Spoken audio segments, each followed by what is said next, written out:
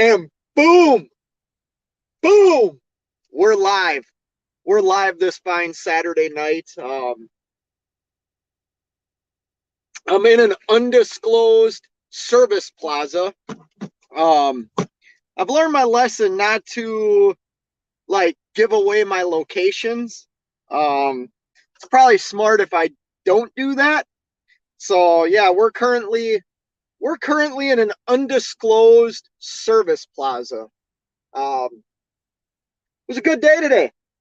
I I got done early yesterday because I just wasn't feeling well. You ever have those days where you wake up early, you get your delivery done, then you um have a pickup, you sit there forever to wait to get loaded, and then you start trucking and you're exhausted.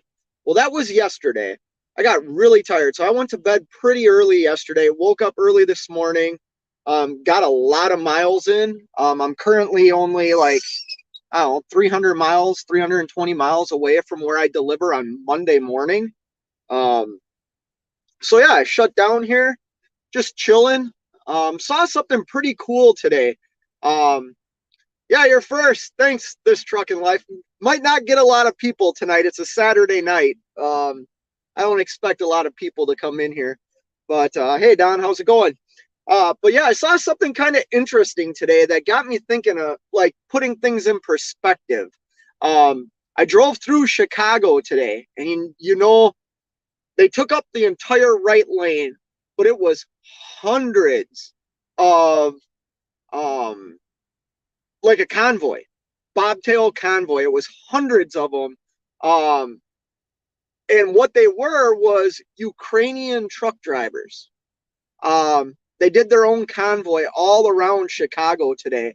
And they had things on the side of their truck saying, you know, my family's still over there. Please, no war. And I mean, it kind of put things into perspective for me. Like, wow, there's people that like leave their families, come over here to the States to work, to provide for their family, and their family is in the middle of a pretty crappy ordeal right now. So it kind of put things in perspective for me. Like, yeah, I might not feel like driving today. Things aren't going exactly the way I want them to go. I got some other stuff going on in my life that is kind of stressful right now. That is nothing compared to what these men and women are going through right now. Um, I thought it was that convoy that's going across the U.S. When I rolled up on them, I just saw a bunch of trucks with a bunch of flags, and I'm like, oh, here's that convoy. And as I started passing them, I noticed, no, they had American flags with Ukrainian flags, and then all the writing on the side of their trucks said, Ukraine, uh, like no war in Ukraine, my family's still over there, things like that. So then I just realized, okay, it's a Ukrainian convoy. Very interesting. I had never seen anything like that. Um, there was thousands of them, and they were all in the right lane, and they must have had permits because state troopers and Chicago police were like escorting them. Um, Pretty damn interesting. Like I said, put stuff in perspective for me. So yeah, I'm just chilling at a service plaza in an undisclosed location. I've been giving out my location too much. I don't know if I should keep doing that. But we might be joined by a special guest this evening. Maybe, maybe not. I don't know how much time I have in me tonight, and they're kind of busy right now. So I'll get to a couple of comments real quick. This trucking life is first. Thank you, sir. Don, Tim West, what's up, Fate? We're just chilling. Ate myself some Sbarro pizza, which I love. We don't have. I think there's a couple of them in Minnesota still, but they're not as predominant as they used to be. You used to be able to go to any mall and get a Sbarro pizza. Can't do that anymore. So anytime I see a Sbarro pizza, I usually stop and pick it up. We don't do any. Don, you don't do anything. Oh, come on. Other than trucking or whatever it is you do, I hope you have something else you do. Me, I like to ice fish. I like to ice fish, and I like to go to my kids' sporting events. Um, I really enjoy like soccer tournaments and softball tournaments just because it's a lot. I get to see my daughters play their sport more than just one game usually. I get to see multiple games in a couple of days, and then I can get back to work. Um, Cash is King or Insult Investor. Hey, how's it going? Cash is King says, "What's your exact location?" Yeah, we're not going to disclose that anymore, Cash. You've pointed that out to me. A couple other people have pointed out that I kind of give out my location too much, so we're going to quit doing that. The British are coming. Oh, I'm here and ready. Nomadic Brit. Hey, Brit, go ahead and hit me up tomorrow, man. I'm not gonna go home for like another week. Right before my vacation is when I'm gonna go home. Jerome Jones, big money. What up? Hey, Jerome, how's it going? I'm not big money. That's cash is king. How you like that one? With both feet. Hey, good evening. How are you doing? Killian's Trucking got my wife training right now. She's driving damn good. Oh, really? Well, good for her. Good for her. I know that you were telling me that you two want a team together. I think that's awesome. So good for her. Let her drive. Let her get used to everything. Let that fear. Maybe she's different than me, but when I started driving big trucks and playing with the big boys, I got scared. Like when I first started driving truck, I was intimidated. Um, so the one thing that worked for me is I just kept driving. Every opportunity that I had, I drove. Um, so yeah, let her drive as much as she wants. You know what I mean? And if she feels like she needs to get back in the passenger seat, let her do that too. But let her drive, you know. Good for you guys. This trucking life, it's a wrench party in here. Yeah, it is. Everybody in here has got a wrench, right? Yep. Big dog, big dog trucker 68. Hey, hey, how's it going, sir? Nomadic Brit. My wife is here, but the rest of the family are back in the UK. Okay. Hopefully they're okay over there. Like I said, seeing that convoy of Ukrainian truck drivers today really put stuff into kind of perspective for me. And I'm not getting political at all. I don't think we should get political in the chat. I'm not saying anything about it. It's just I can't imagine living in a country that's, you know, being bombed. Like that'd scare the crap out of me. And especially like I get frustrated when I'm 1,000 miles away from my family and like somebody has a hangnail and I can't be there to like help them. Can't imagine being, you know, however far Ukraine is from here across a sea and have family over there and you're over here trying to provide for them. That's a whole different ball game, man. You got a lot. I mean, you know, I gotta say, I got a lot of respect for the people I saw today. That convoy, I got a lot of respect for them. Because that's a position I hope I'm never in. Um, with both feet says Killian's. That's great. Yeah, it's awesome. Grade 8 transportation. Hey, grade 8. This is a wrench party. Boom! You got a wrench. We got a Saturday night wrench party. So there we go. Don says sorry, I skipped these. Good for those Ukrainians. Praying for them. Yeah, it was really interesting. It was a bunch of cars and a bunch of bobtail semis. And I'll tell you what, they weren't driving like super slow. They were going a little bit slower in the right lane than the rest of traffic.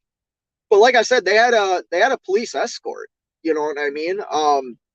They weren't really impeding anything. And then all the bridges, you know, when you're going through Chicago and you're going over or under the overpasses, they had a bunch of people upholding signs on those bridges. It was kind of an interest. I mean, you know, it reminded me of like 9/11. Remember after 9/11 when you'd be driving down the road and you'd see all the American flags and everything? It really reminded me of that.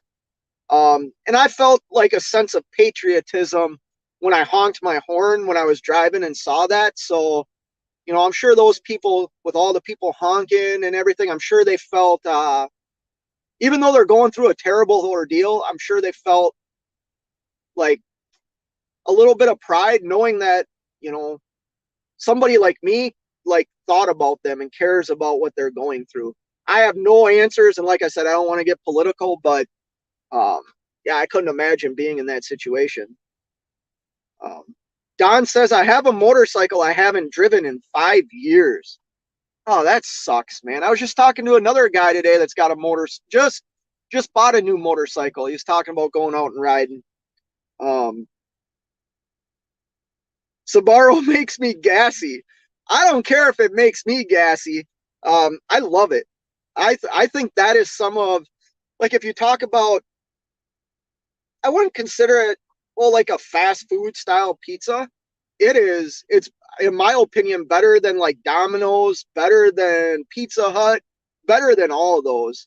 And I wish I had one. There used to be one in the Maplewood Mall, um, in the Twin Cities, and I used to go there all the time, and it's not there anymore. Or at least it wasn't there last time I was at that mall, which was probably like, I don't know, 8 years ago. Um, no location. I was gonna send you some. No, I don't. I don't need. My ears are pierced, but I don't need any earrings, and I'm not giving out my location anymore. I am in an undisclosed location at a service plaza somewhere in the country. Um, that's the most I'm gonna give you. Nomadic Brit says, Cash, too much info, sir, on the Subaru. Yeah, Cash isn't afraid to share like his bodily functions with us, though. You know what I mean? We hear all the belching when he goes live, and he's not afraid to share that information with us. So, gotta respect a guy for that.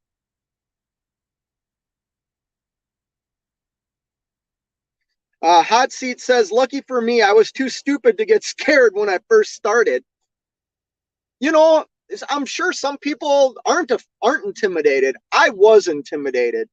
Um, Even though I had been a helper in the trucks for like 2 years, so I was familiar with the equipment. It was just driving it, learning how to, as stupid as it sounds, learning how to stay in your lane. You know what I mean? Like, not feeling like I was playing Pac-Man and not feeling like I was too far over on the shoulder.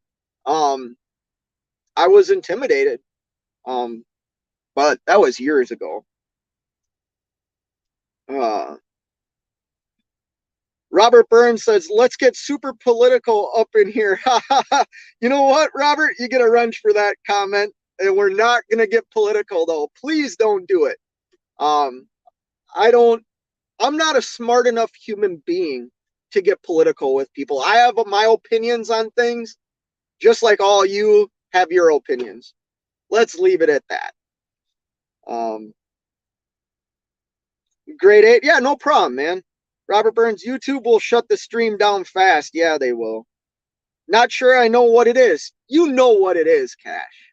And I know you're at home right now, so you can teach your kid this. Keep on trucking.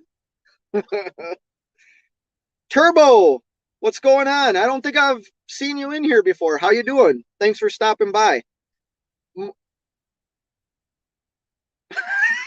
Fate is the orphan of wrenches. You know what? A lot of people, here's the thing. I'm obviously not a big channel, right, Mark?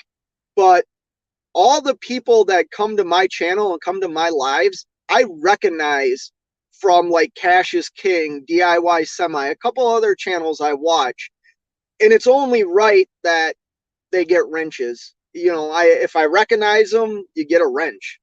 Um, and that's how it is. That way, if any of you two, like anybody has, I like how Cash does this. Cash talks about, if you have a channel, feel free to drop it in his live feeds. I feel the same way. If you have a channel, I know how hard it is trying to build a channel.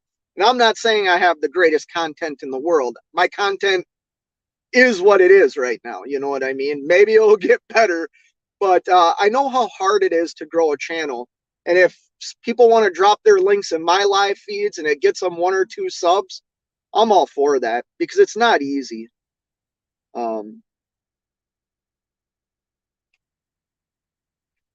Nomadic says at Robert Burns, Scott doesn't need the hassle, sir. Yeah. No, it's I stress out enough about just my own life, you know. I don't try and get wrapped up in everything. That's just how I am. Stuart, how's it going, sir? Not much is happening here. We're chilling. We're shut down. We finished I think I left about a half hour on my clock today. That was just because yesterday I woke up early, I did my delivery, then I drove about 2 hours for my pickup and sat there for hours to get loaded. And then once I got loaded, I didn't make it very far. I was just too tired. So I took an early break yesterday and figured I'd drive my clock out today so I could set myself up. Sorry, there's a guy he's pulling into the spot even though he should be backing in. He got super close to me. That always scares me. I lost my train of thought. Oh, I wanted to set myself up to have a easy day tomorrow to get to my receiver, even though I don't deliver till Monday. Mark M says the convoy is for general freedom and telling the government to stand down on mandates. They won't be tolerated. Okay. Once again, I'm not aware of like any mandates or anything, so I just thought seeing that convoy of the Ukrainian truck drivers was pretty cool. And like I said, not knowing what another convoy is for, like, I just thought that was cool. Not saying I don't stand behind like the other convoys and stuff. I think I talked about that on the live the other day. Do I believe in mandates? Well, now I'm getting political. No, I don't. We should have the rights to do what we want to with our bodies and stuff. So let's leave it at that. Nomadic Brit. Cash did huge belch on his live from Texas, and I felt it in Illinois. Yeah, right? I caught part of that one when he was in Texas. And then I caught part of his live the other day when he was at that Americold for like 12, 13 hours.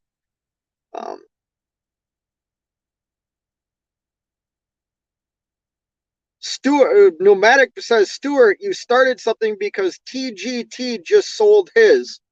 Who's TG? I don't know who that is. And sold his truck. I know Stuart said probably a week ago that he sold his truck, got more than he paid for it. So proud of him for that.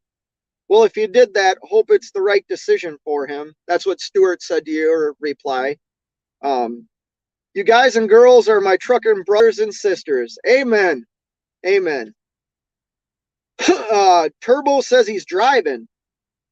Okay, well, just be careful if you're driving. Use talk to text if you're driving. Don't grab your phone if you're driving. Don says if you shared your location, it may get a little better also. Yeah, no, not going to show it. Not going to disclose it.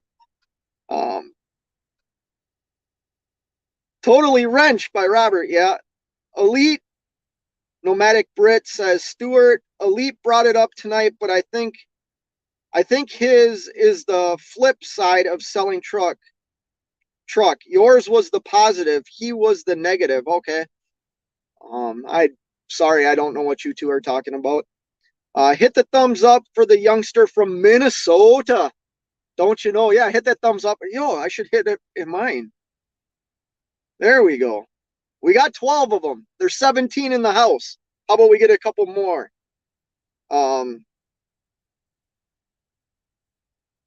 This trucking life says, who's going to the mats?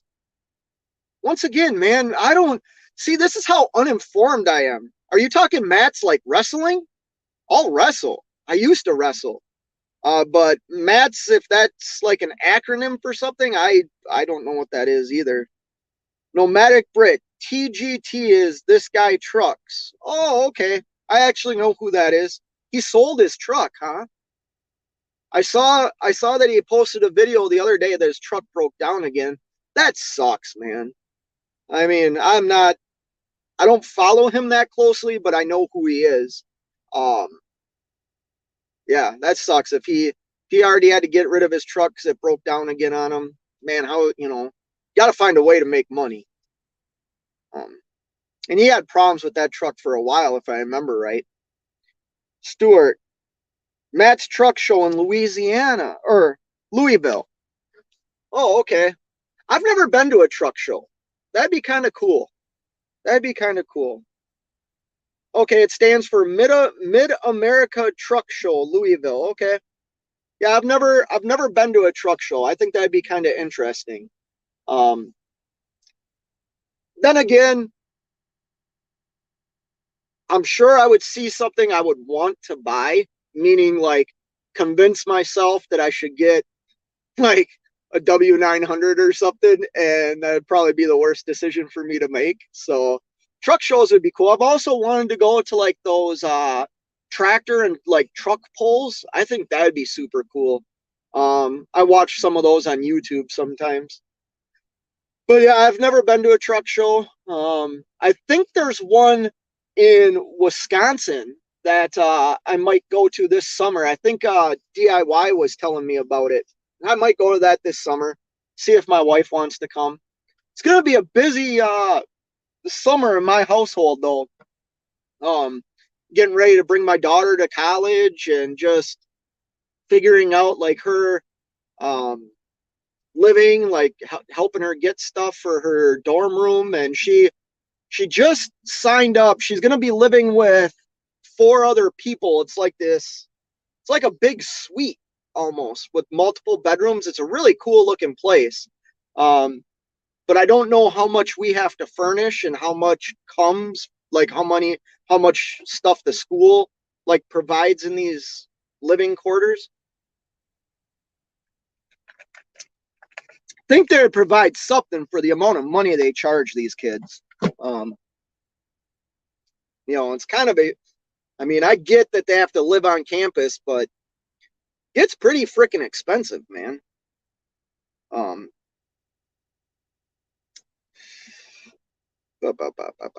Sorry. Who hasn't hit the thumbs up? Come on, Scott is supering us his time. So a thumbs up is nothing. Yeah, I'm giving you my time, my very valuable, precious time. No, I don't, thumbs up help. It works. I like them. Um, this trucking life, just trucking, and T Dubs will be there. I'm getting autographs, dude. Okay. Yeah, I know. I mean, obviously, I watch just trucking. Um, Sad to say, I don't know who T Dubs is. If I'm being disrespectful, I apologize. I don't know if I would get autograph from somebody.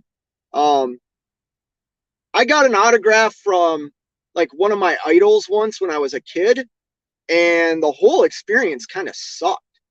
And from that point forward, I never asked for an autograph. I never tried to get another one. It was just, you know, it was somebody I looked up to, somebody that he was a hockey player, and he was my favorite hockey player of all time. And he signed my autograph, but he kind of like was a jerk about it. Um, and I don't know if I want to get another grown man's autograph. That's just me. Um, I would like to meet him though.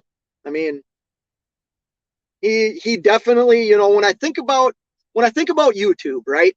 This is probably going to go against what everybody wants to say or anything like that, and I get that. Um, you got like Asian Mai, you got just trucking. The reality is, it's going to be very difficult for anybody like me or anybody else that does this to get to their level. Um, and you know what? You can't hate them for being at that level. Like, good for them. Honest to God. Like, what just trucking did, what Asia Maya's done, what this guy Trucks did in the past, like, good for them. They found a niche and they took full advantage of it. And I have nothing but respect for that. I mean, I would love for that to like happen to me. You know what I mean? Not just in YouTube, like in life in general. You find something that you, for some reason, are really, really good at, and you just like exploit it. You know what I mean? To where it becomes kind of like your identity and you're successful at it. I cannot like talk crap. Even James Best, you know, that guy can go live for like 12, 13 hours. Who can do that? Like, it's difficult. I've gone live for like an hour before. Sometimes I think I hit the two hour mark one time, and that killed me. So, you know, these guys they have something. You know what I mean? They have that thing. The fact of the matter is, I think they would be super successful in like other avenues too. You know what I mean? It takes something to like create what those guys have created. Um, get to a couple of these. Man, I'm sorry I fell so far behind.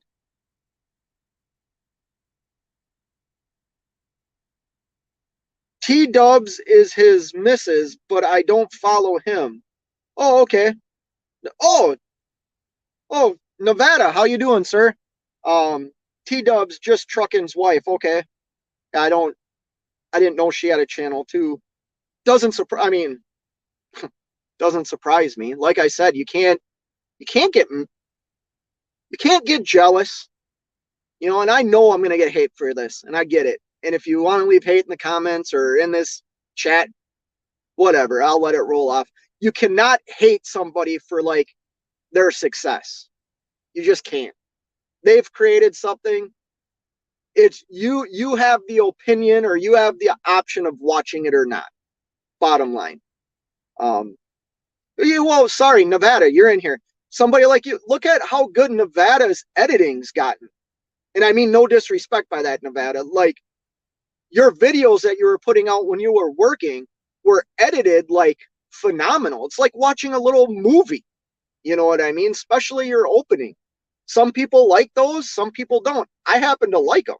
So I think it's really cool. I can't hate on somebody that creates something that's interesting, you know. Grade 8 Transportation says, I used to do a little farm class tractor pulling when I farmed in Wisconsin. Nothing competitive, just fun. See, I think that'd be cool though. I've never seen anything like that. I would like to see those, you know, tractors and trucks do that. I mean, the power that that stuff must have is insane. Um, pretty sure Fate is around four. Did I miss something here? Yeah, I'm 41 years old. Um, sorry to say, I'm going bald. But yeah, I'm 41. When I was little, I got an autograph from a Power Ranger. I stood in line for 5 hours and it sucked. This trucking life, yeah. So I remember I brought my daughters to the Mall of America to meet like Dora the Explorer and all those characters. They were little back then, but they thought it was amazing. But same thing, you stood in line forever. Um, Nevada Trucking and Trails. Evening, sir, young Kyle. You and the missus. Yeah, good evening to both them. You know, like I said, that's somebody that like doesn't have to come into my channel at all. Nevada, you know, that's why I give out wrenches, because you might drop a link if you're new to YouTube, and somebody that has like a decent following and is like puts out good content might show you love on YouTube, and then you're gonna grow from that, you know. Nevada is saying evening to people. What's that? Nevada, did you get a house? Were you able to find a house in your time off when you weren't like killing your liver in downtown Vegas? Did you? Oh yeah, you got my text the other day. Um, Don agreed. You need to follow Nevada. Yeah, Nevada's channel is really good. Nevada says detoxing. Who remembers YouTube truckers from 10 years ago? Allie Knight, Trucker Josh. So I wasn't on YouTube 10 years ago. Sorry, I skipped over Don's comment here. Two different groups. TGT and just trucking. You mean two different types of channels? Because I would agree with that.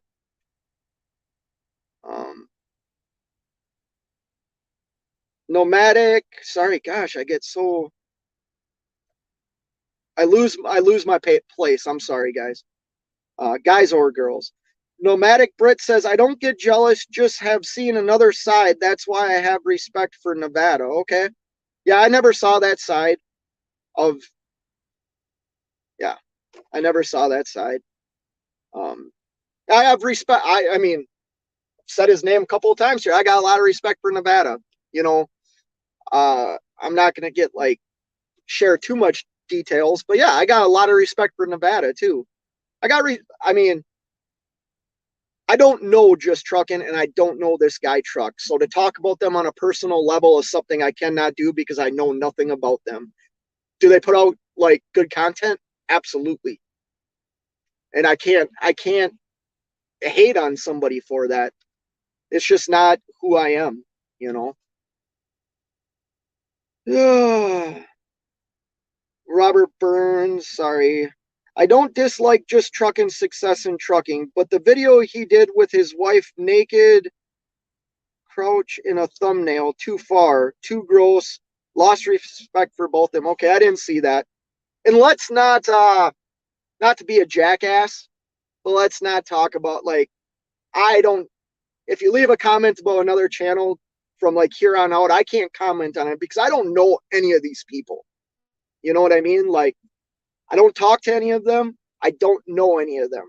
And I don't want to say something that they would take, in an offensive way because I don't know them and I don't feel like I should talk about them at all. Um,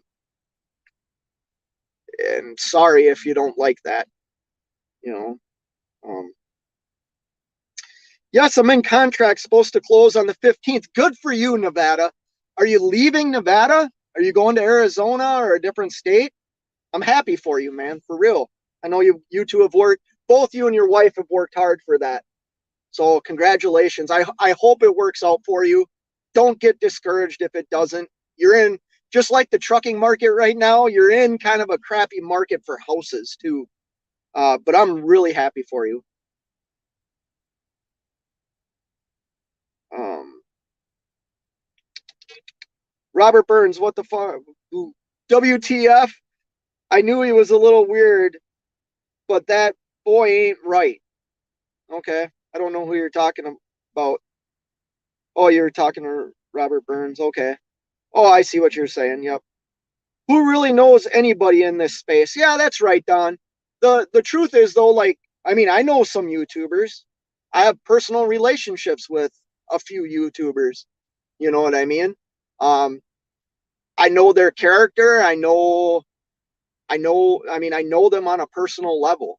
I still wouldn't talk negatively about them, but it's hard for me to like really, I mean, how much can you learn from somebody on YouTube, until you like meet them, you know.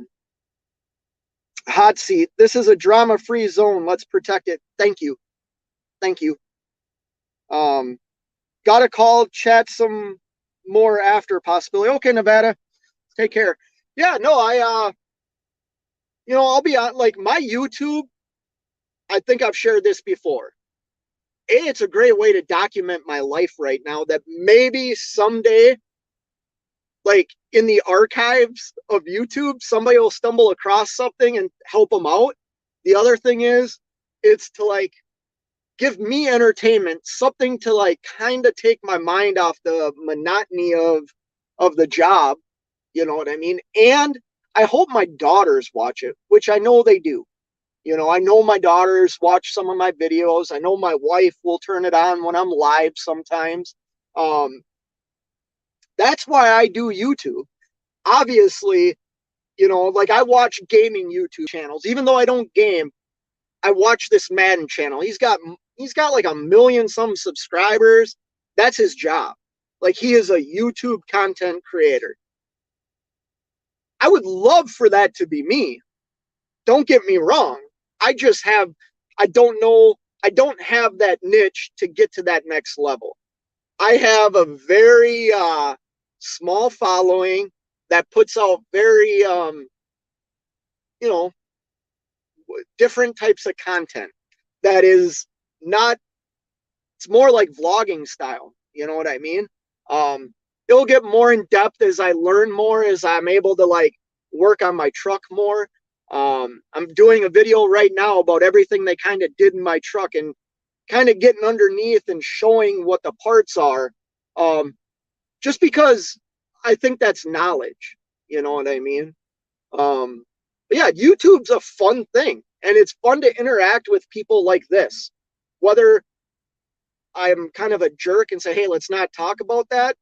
But it's fun to interact with people. It's fun to talk to people, you know, in this live feed. You know what I mean? I enjoy that. I think I've shared before, I keep my circle small. So, oh, you know what? I think I got a guest in the background. Let me see if I can bring him in.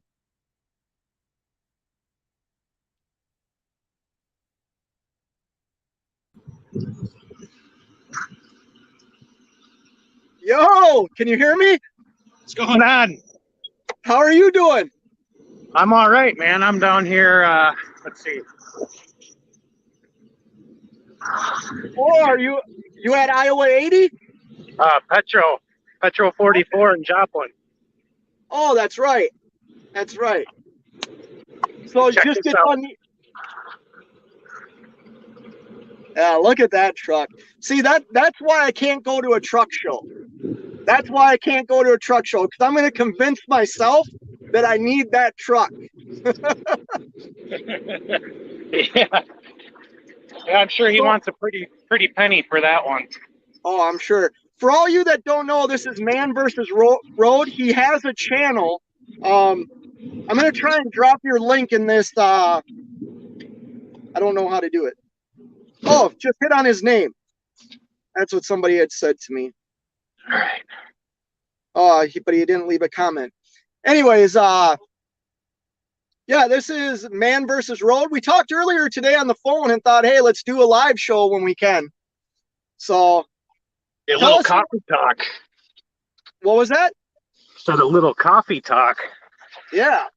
Tell us a little bit about yourself. I mean, I got to kind of hear a little bit about your story on DIY's live the other night, but tell us a little bit about yourself. How's the lighting? Is the lighting good? No. Oh, I'm well. I don't know. I'm just like you know, single owner operator trying to make it. You hear me all right? I can hear you just fine. Okay.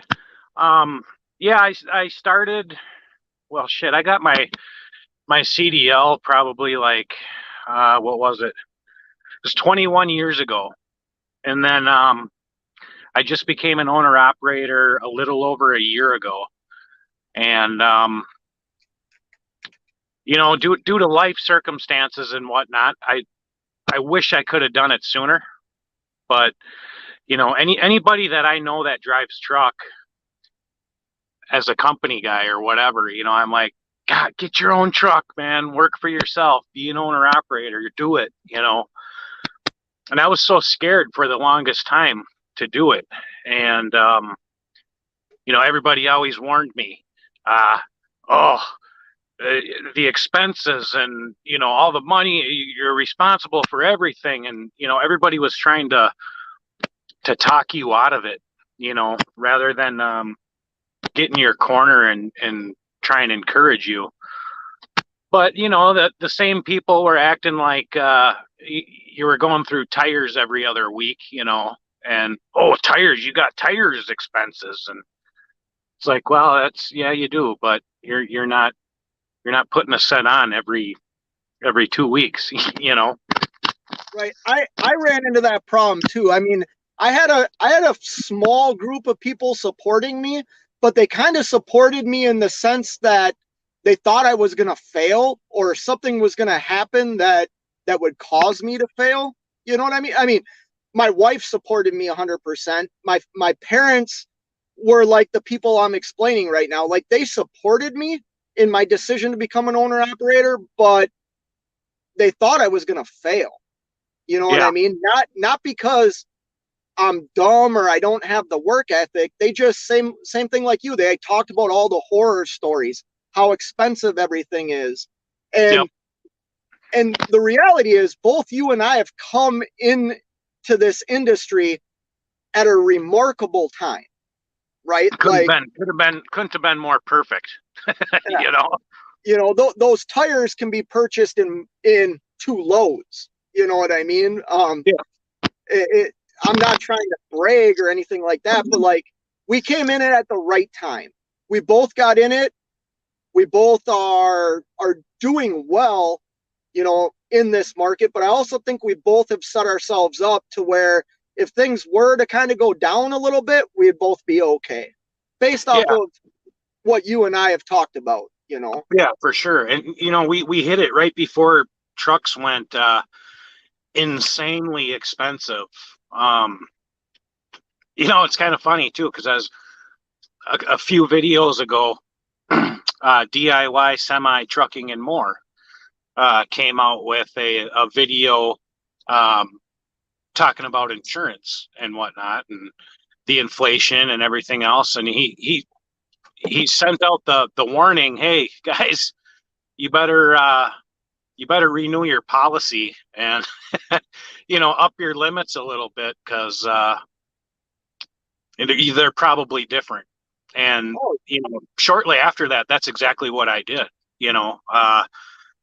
I I raised everything, man. I raised the trailer, the truck, and because the last thing you want to do is, you worst case scenario, you end up in the ditch or some shit, and then um, you get your insurance payout and it doesn't cover what your truck's worth, and then trying to get that truck replaced, it's the little bit of coverage that you get um, that it costs uh, is definitely worth oh, doing. absolutely. And I think people are sometimes intimidated thinking, oh, if I add value to things, my premium's going to jump a lot. The reality is I increased my truck quite substantially. I mean, we're talking like 25 to $30,000, and it costs me like an extra, I think, $17 a month. You know what I mean? And it protects me. And you know what? I can change it if the market changes. You know what I mean? Yeah, for sure. Yep. Yep. Hey, talking about trucks real quick. This is why, the chat, everybody in here. This is why this guy is gonna, in my mind, how we were talking earlier about, I'm a small channel, this and that. This guy's got a great truck. Tell people what kind of truck you have, and also like how to do a little bit of work on it, right? I do. I'm no mechanic by any means. I wouldn't even consider myself one. But I'm not stupid when it comes to how shit works and everything. I can take stuff apart, put it back together. It's just when you need, that the heavy duty stuff, like where you need bigger tools or something like that. Like I don't have a 1 inch impact, Right. to bust my lugs and stuff like that. But for the most part, I try and do the light duty mechanics myself. Yep. And I have a 2006 Kenworth W900. Um, I'm not gonna lie, I'm I'm jealous. oh, I'm not gonna. So I like money.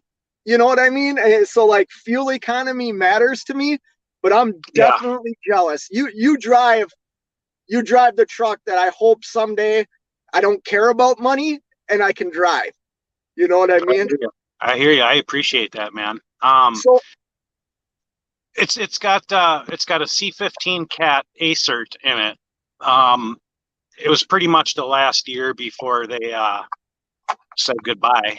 Um, yeah, it doesn't have any of that emissions BS on it. The only thing it has is the twin turbo, um, so which I don't know. I hear different arguments with that. Oh, you should convert it to a single turbo, and turn it into a 6NZ, or no, you should leave it a twin turbo because you got pre-boost, and there's arguments between it, and just, well, I ain't gonna fix something that ain't broke. So Right. It's making you money right now, right? yeah, for sure. That's what matters. But hey, let me read one of these comments, because we're getting attacked by a guy from over the pond. Nomadic Brit says, I have noticed that everyone from Minnesota wears their hats backwards and says Minnesota. Just saying. Oh, wait. There we go. Yeah, we got. Isn't this what they do now? I can't do that. I can't get away with that. I'm too old these days. That ain't even comfortable. How the hell do they wear their hats like this? Hey, man. I don't know. I can't get away with it anymore. You know? Well, then it shades out my face and you can't see me. So, but well, I'm just that's the lighting. Kenworth doesn't have good lighting. yeah. No, so like you were saying, how long have you you're still like what, 14 months into this? 15? Yeah, yep. Okay, yeah. You're right pace to pace with me. You do own your own trailer though too, right? I do own the trailer. Yeah, it's a 2018 Great Dane. Okay. Reefer? What's that? Is it a reefer? No, dry van. Okay. Yeah, I bought that at the perfect time too. And considering to what trailers were 2 years ago or whatever, I probably paid a few thousand more than, but I'll take that. I'll take that. Clip me for 3,000 more than what you would have got a couple years ago. Fine, whatever. I'll take it. Versus what they want for trailers now. Hey, you know what? Let me try something real quick. I'm gonna send this. I want to send this link out to somebody else. Sure. I was here at this restaurant inside Joplin 44 here, and I probably, I love this place. I'm a big fan, but man, I had the worst steak of my life. It was like trying to chew leather. I'm sorry to hear that. Hold on 1 second. Let me see if this works. Yep.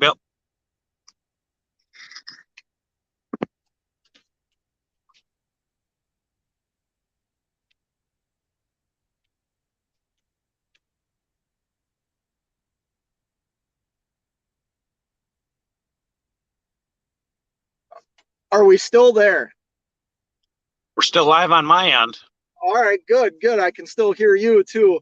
No, I wanted to send that link out. We got a couple. Let me get to a couple of these comments. Once again, this is ManvsRoad. He does have a YouTube channel, and if I was more tech savvy, I would figure out how to drop his link, which I think I can do right now. Just give me a second here.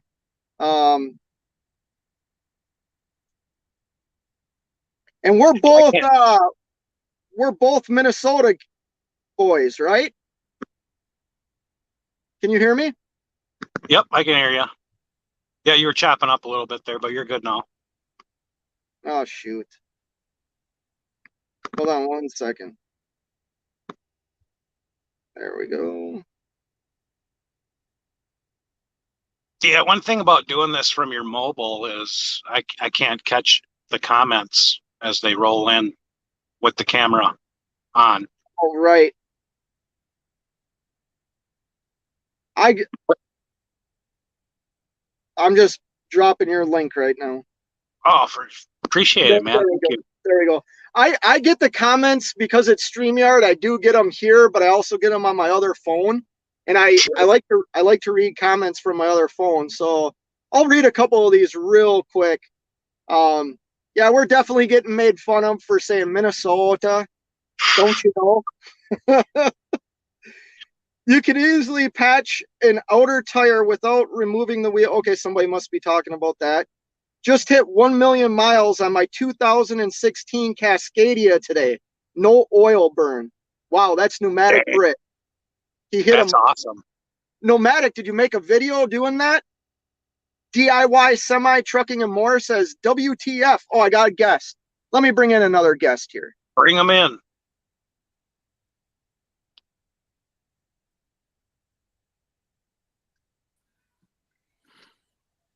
What are we doing here? Oh no. Can you hear us?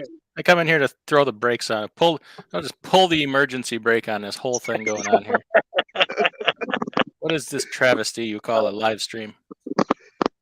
I'm learning. I'm learning from the best, you and Cash. Why can't I hear you in my headset? Hold on, let me try to fix that. Try that. How's that? Can you hear me? I hear you now. Oh, okay. Kind of wish I didn't. But hey. How you doing tonight?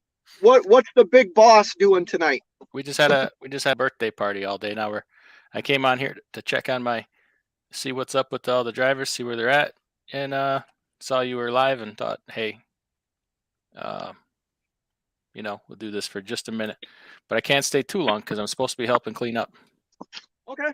Well, I appreciate you stopping in here. We got ManvsRoad, another Minnesota boy in here. He's in Joplin right now. Can you super chat me from your own live stream? I was just wondering. Can I super chat you? Yeah. I'm not going to. I wish I could get super chats. Yeah, that'd be nice. Yeah.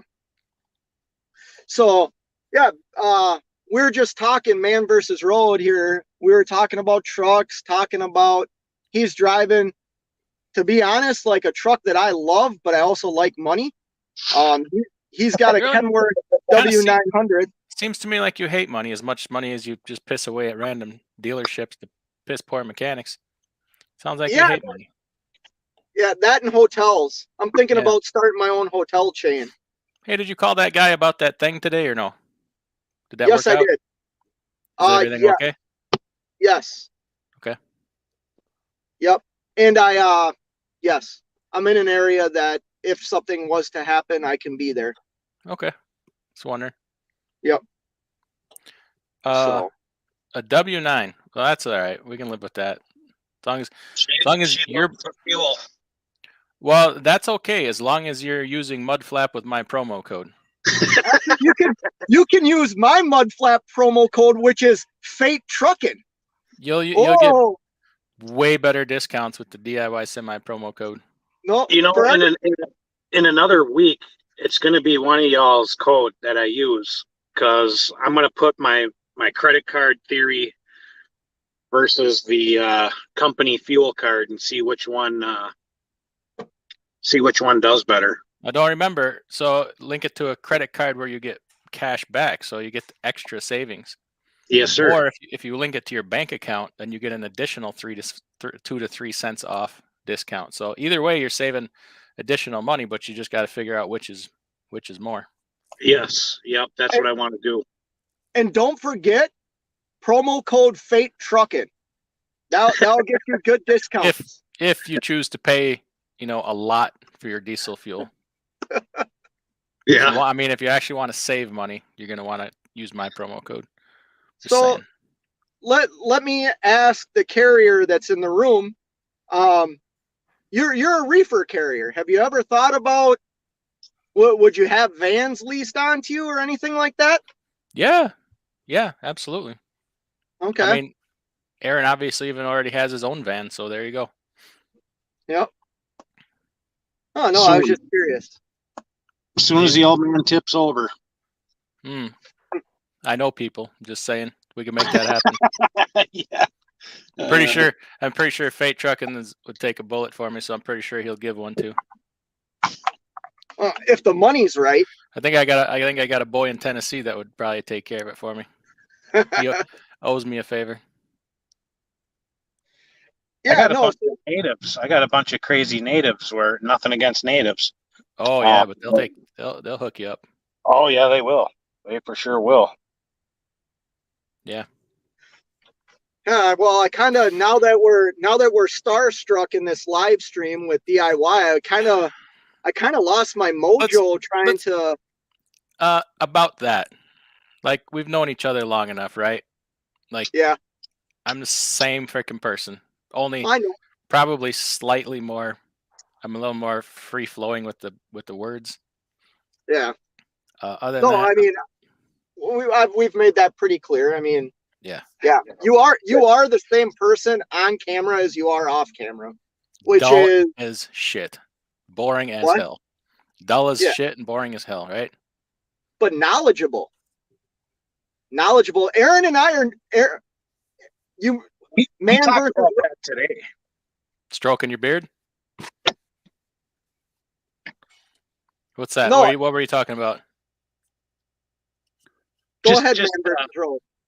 just your business knowledge is I mean, just all the help you're providing people out there with your channel and all the information you have to share is priceless. Well, I appreciate that.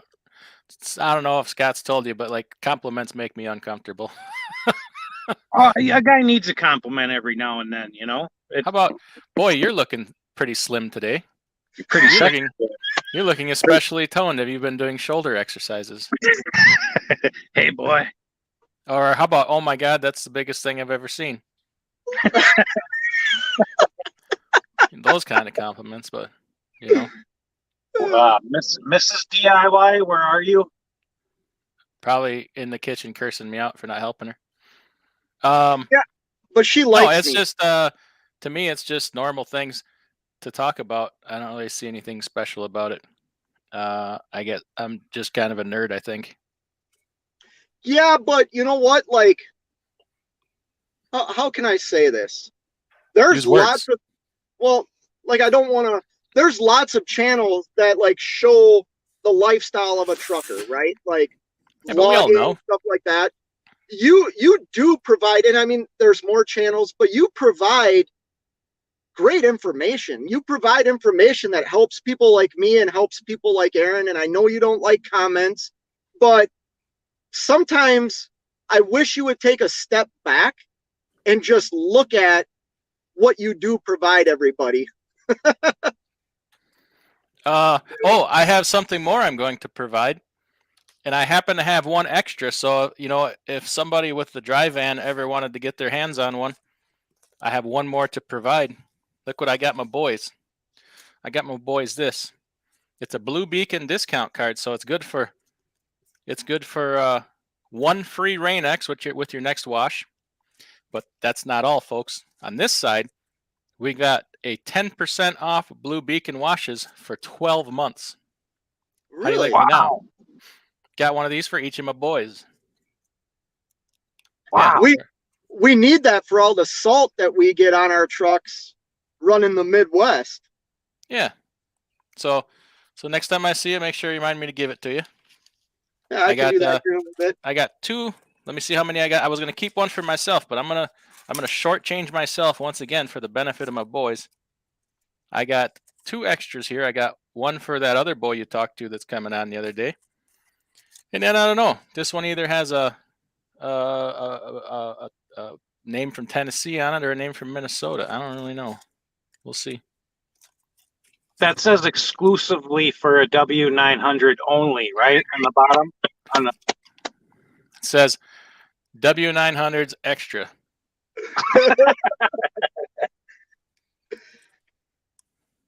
Yeah, so I was happy to get that's pretty cool. Anyone need for washouts, you know, truck washes, whatever. Yeah, no, that's great. That's kind of, I mean, I don't want to get too, you definitely, as a carrier, you have little things that really. So, no, okay, so if we're tooting my horn here, which is cringeworthy, what did our boy at Landstar tell us the other day? Yeah. You know, I don't want, I mean, he misses it. No, about the fuel. Oh, that your fuel discount is right there with Landstar's fuel discounts. Mm-hmm. That's huge. A couple of places he said he could find a little bit better than what he was used to getting with your fuel discounts. Yeah, we have, I mean, You're not going to do a lot better than Landstar. So if we're right there with Landstar, we got every bit as good a discount as big carriers. Yep. So, and the tire, I believe the tire discounts are right there too. Yeah. So let's talk about that real quick, Aaron. I'm gonna kind of let you ask him some questions real quick. Okay. I'm rolling with the Fleet One Edge fleet card for fuel discounts. Yeah.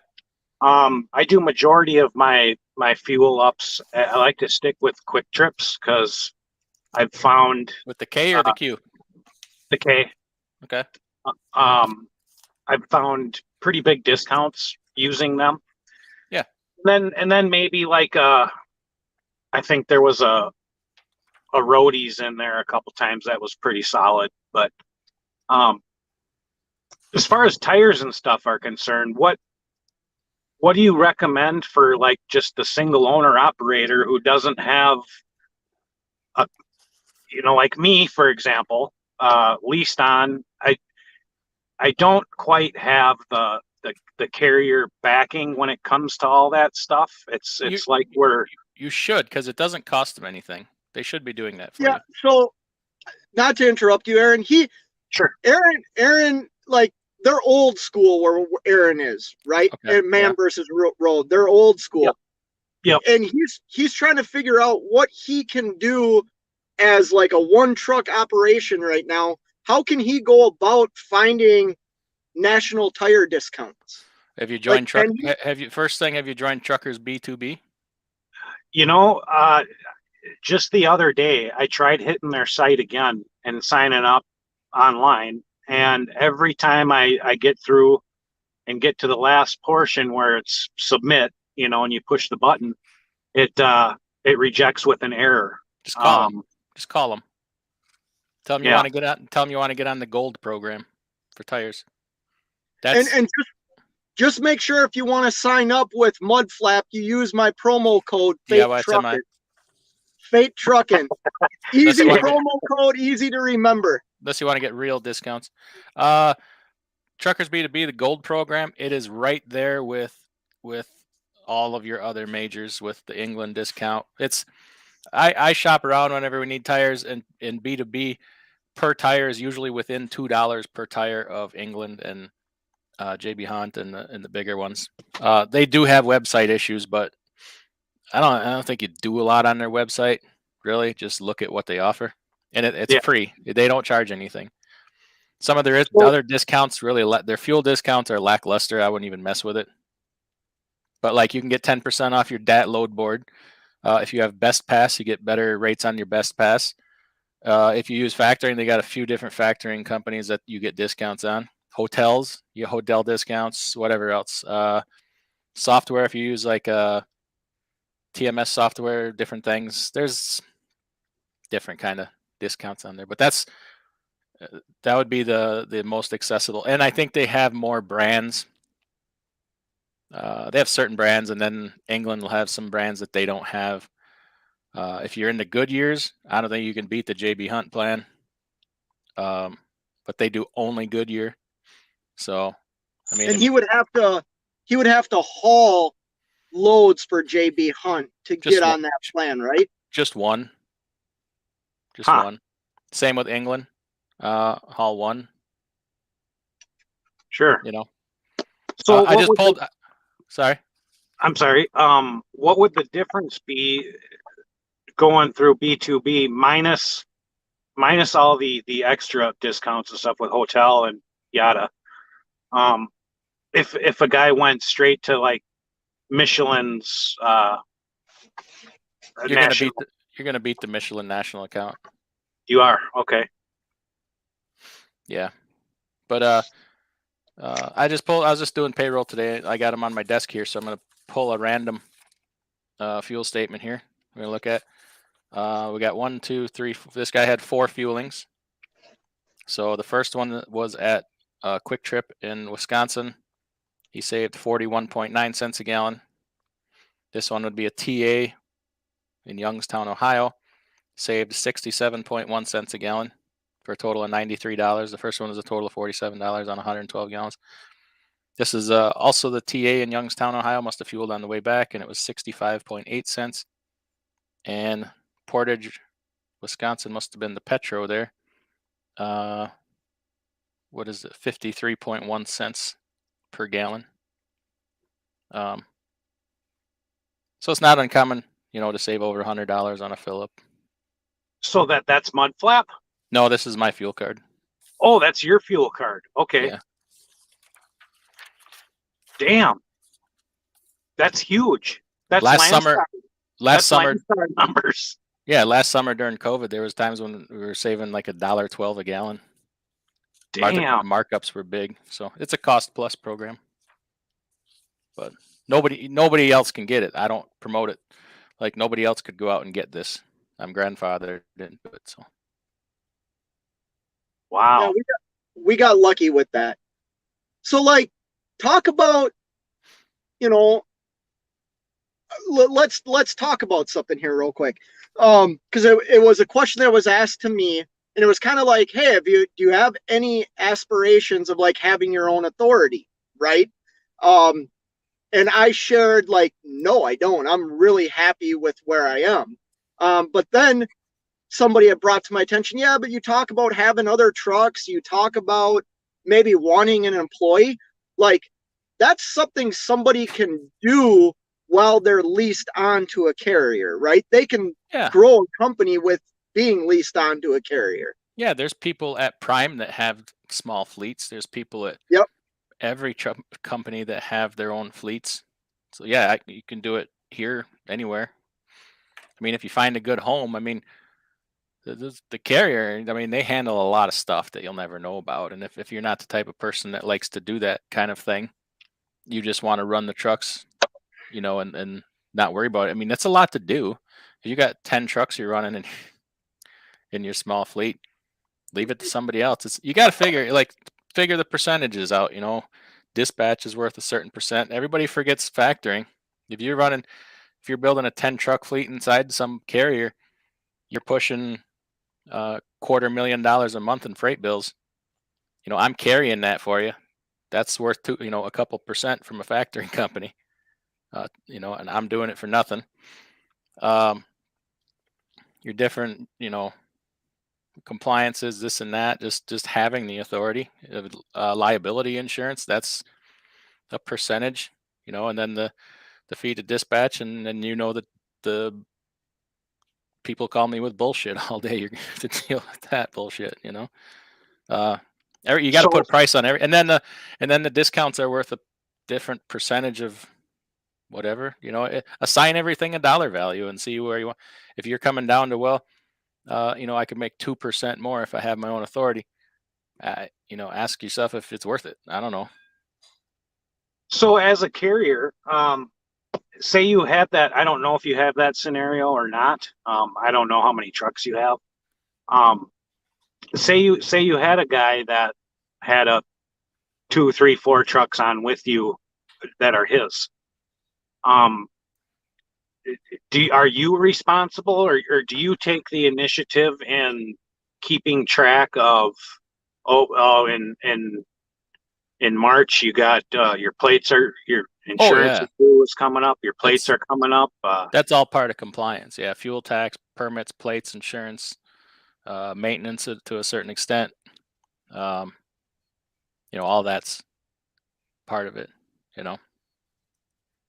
So as a guy that would own 3 trucks or 4 trucks under you, they wouldn't need to worry about any of that stuff. It would be. No, you just got to keep the people in the seats and, maintain your truck. Yeah. And then if it's your trailer, maintain your trailer. And then the rest that's pretty much what your responsibility is. My understanding of that is, like, let's say it's me. I'm responsible for the driver's paperwork, making sure, like, they're my employee, that then I turn and give you all that information, right? It's all like, I'm ultimately responsible for their logs, and me and them. Okay. Like, basically you're responsible for paying them. I pay you, and you have to pay them, basically. Okay. Your mud flap code is inactive. Yeah. So all the more reason to use the DIY semi code. No, it's not. Fake Trucking made a call to Mud Flap today and personalized everything. That's how much I care about this. I personalized it. So why not use the Mud Flap code Fake Trucking? It's a small F. I'll tell you why not, because you won't get crap for discounts, and the network is half the size. Literally. Oh. Coming from a guy that sits behind a desk all day. Green screen. Yeah. Yeah, no, it's not. Don't make that joke. I might have to go rescue a load tonight or tomorrow all the way to freaking Pennsylvania. I'm hoping I don't. No. Damn. We'll see.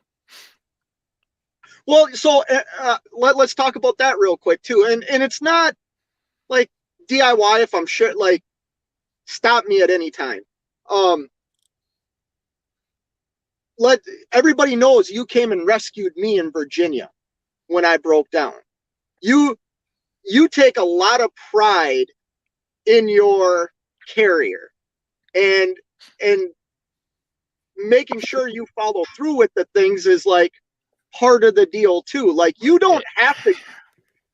I do have to. That's like responsibilities. Like, you can't not give a shit and just let things go. Like, things have to be handled, and if if something happens, people break down, and it falls on me to figure it out. Like, I can't just say, oh, well, call me when you're fixed, because you got a load of freaking bananas on your trailer.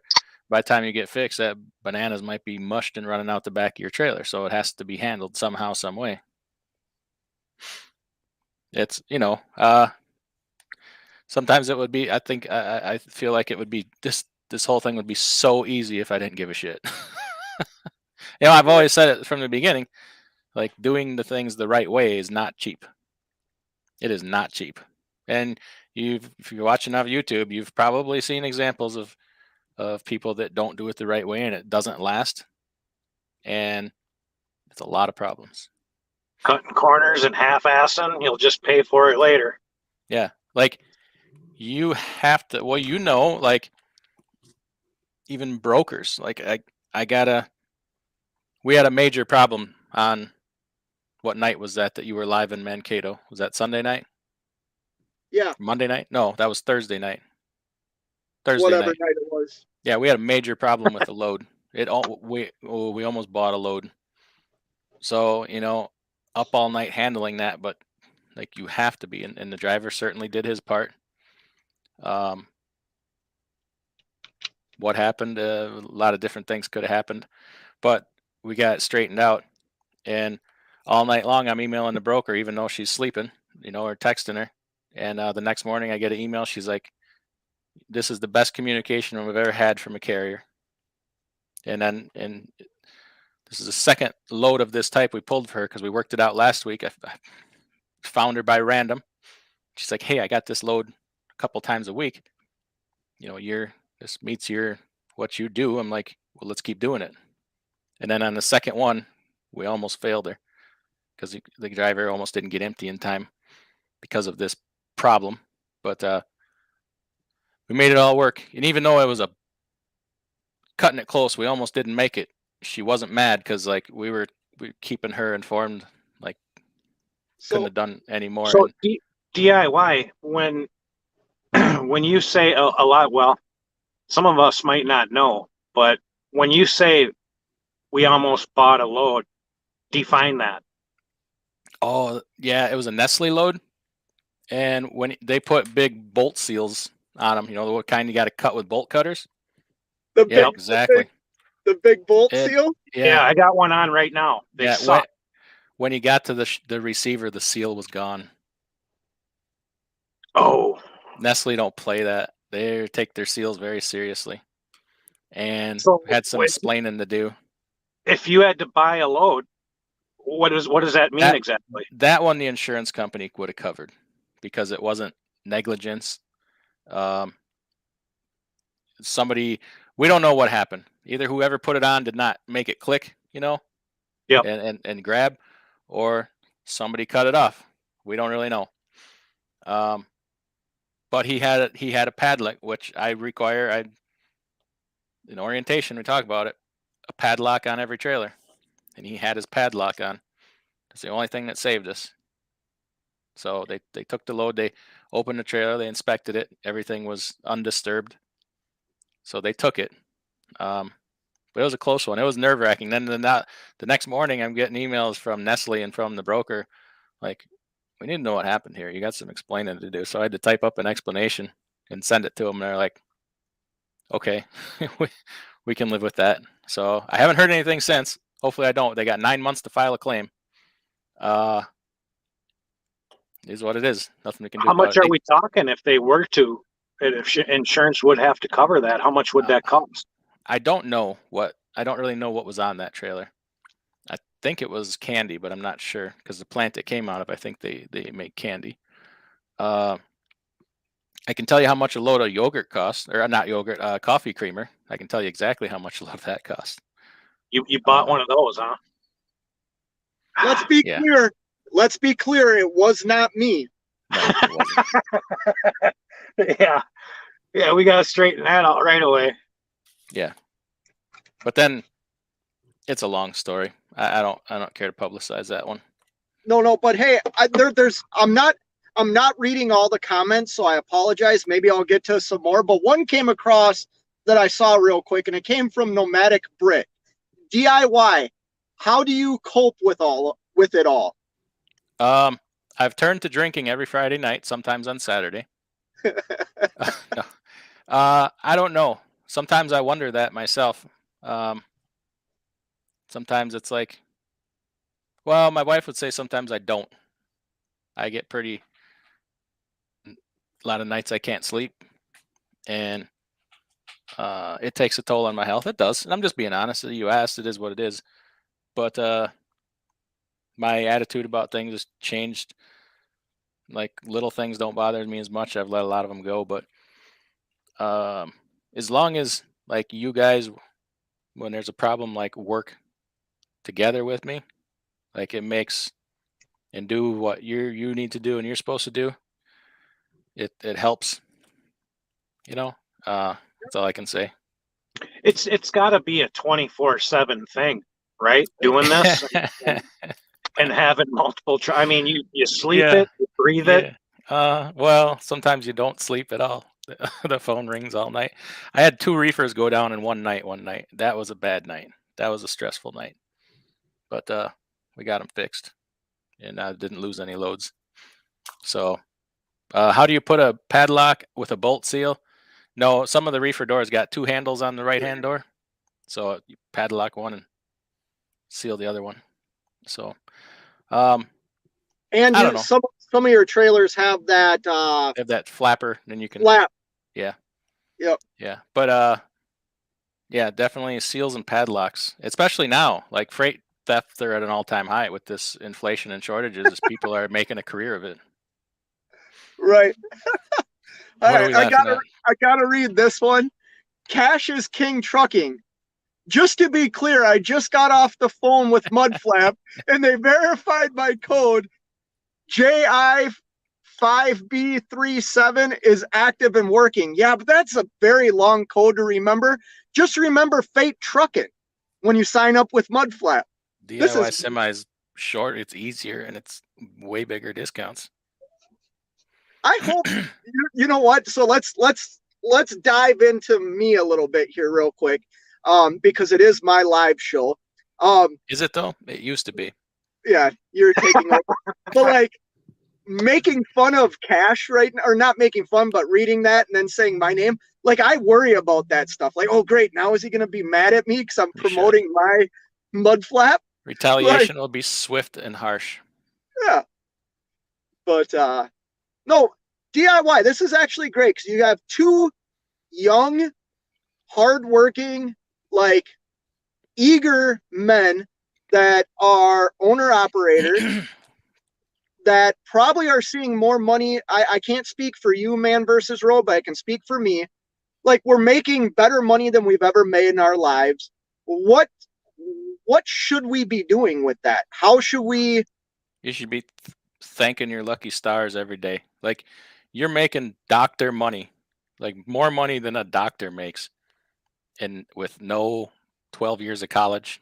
Like, make the most of it. Like, miser every freaking penny, because this is like, me and Cash talk about this all the time. Like, could you imagine, making this money for 5 straight years? Or we were talking about, like, back in 2008 when fuel touched $4 a gallon for a little while, and we were still like, freight rates were still $1.25, $1.50. Like, everybody's so panicking about it now. I'm like, why the hell are you panicking? Freight rates are freaking $4 or $5 a mile. $4 a gallon in retrospect is pretty insignificant. Like, yeah, you might be at $1 a mile fuel cost, but you're still, well above $3-4 a mile freight rate. Like, we've seen this price before with dog shit freight rates. I don't like this is not good. I don't like this is don't get me wrong. Like, I'm not trying to make it to be insignificant, because they're different every time. We have other problems, shortages, and a lot of different things, but, like, make the most of this as you possibly can. It only takes, not to sound philosophical, it only takes one good year to change your life. Like, really. Like, if last year wasn't the year, make it this year, because you may never get this opportunity again. You may never, and it might not be your fault. Like, you could break your leg, you could have a heart attack, you could fall on some black ice and hit your head, right? It could be over really quick. So just make the most of it. Don't fall into this trap of these knuckleheads, We keep it falling out. PG. Yeah, we keep it PG in this. I said knuckleheads. Oh, thought you were talking about something else. I don't know. Well, imagine this: if you gave up your truck, or my truck, or DIY gave up all his trucks, do you think you could go back to a $25 an hour job? So what's funny is DIY and I have talked about this. It would be hard for me to go back to being a company driver. The reason I say that isn't because I felt like I was way underpaid or anything like that. It's just because I've always wanted to do something for myself, and I'm finally doing it, and it would be a step backwards for me.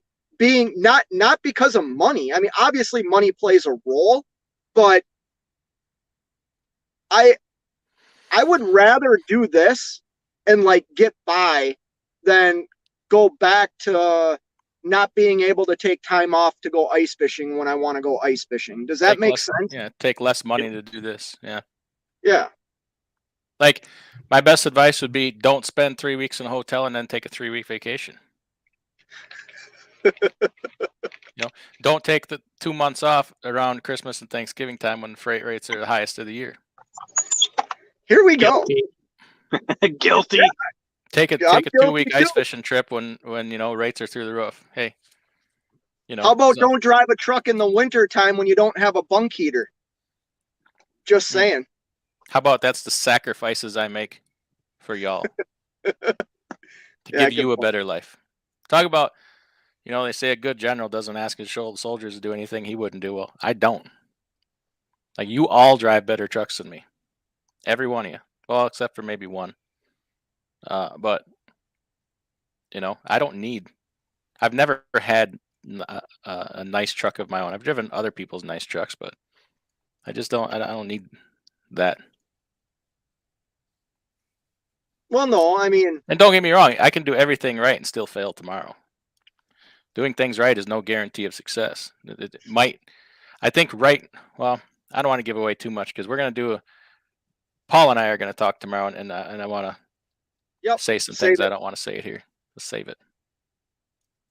No, I just think it's interesting that you have two. I mean, obviously I'm leased onto you. Aaron's another guy from Minnesota, according to Brit. Yeah. Do you get crawlers and go to Mille Lacs? Yeah, I will. I'll pay for the fish house. Let's go right now, all three of us. Let me make this delivery. I'll come home and all three of us can go up to Mille Lacs. I gave up on that lake. They got good perch. You can get jumbo perch out of there pretty easy now. But the walleye fishing, ever since they put in the limits and one limit and has to be or one fish, certain length. I don't even know if you can keep a fish in this winter time there. Anyways, we're getting off track. Like, I lost what I was saying. Oh, Aaron, what do you got? What do I got? For what? Oh, we got the Godfather in here.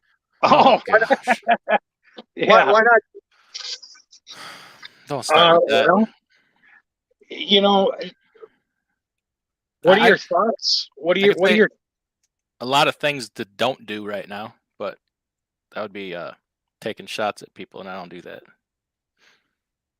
Is it even worth, I mean, if like my situation, I'm 90-10 where I'm at, and I pay for everything, and pretty much the only bonus I really have is my fuel card. So at that point, I'm giving 10% away for somebody else to keep track of my. Don't look at it like that.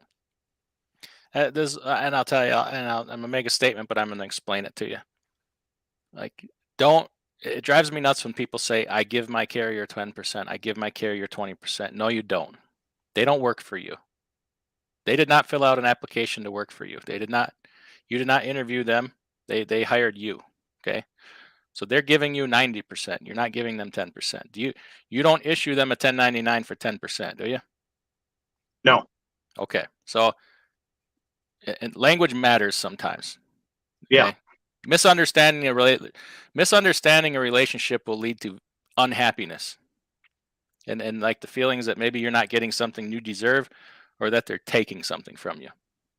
So I would, if I could offer some advice, is to don't look at it that way. Okay. Never thought of it like that. Yeah. And it's just something I see over and over again. It's semantics. Yes, it is. I will admit it is semantics, but it matters. Because your brain becomes conditioned to okay, they're cheating me. They owe me something. I'm giving them 10%. What am I getting for it? Well, they don't work for you. You work for them. In fact, it's a partnership, really, right? Yeah. Yeah. But I'll leave it at that. I go way deeper into it, but it does matter. So if you change that, you're doing yourself a service. It might not seem like it, but especially in the long run, you are doing yourself a service. Okay. So people that say, "Oh, I'm giving them 10%, I'm giving them 20%." You always notice that they're very angry about it.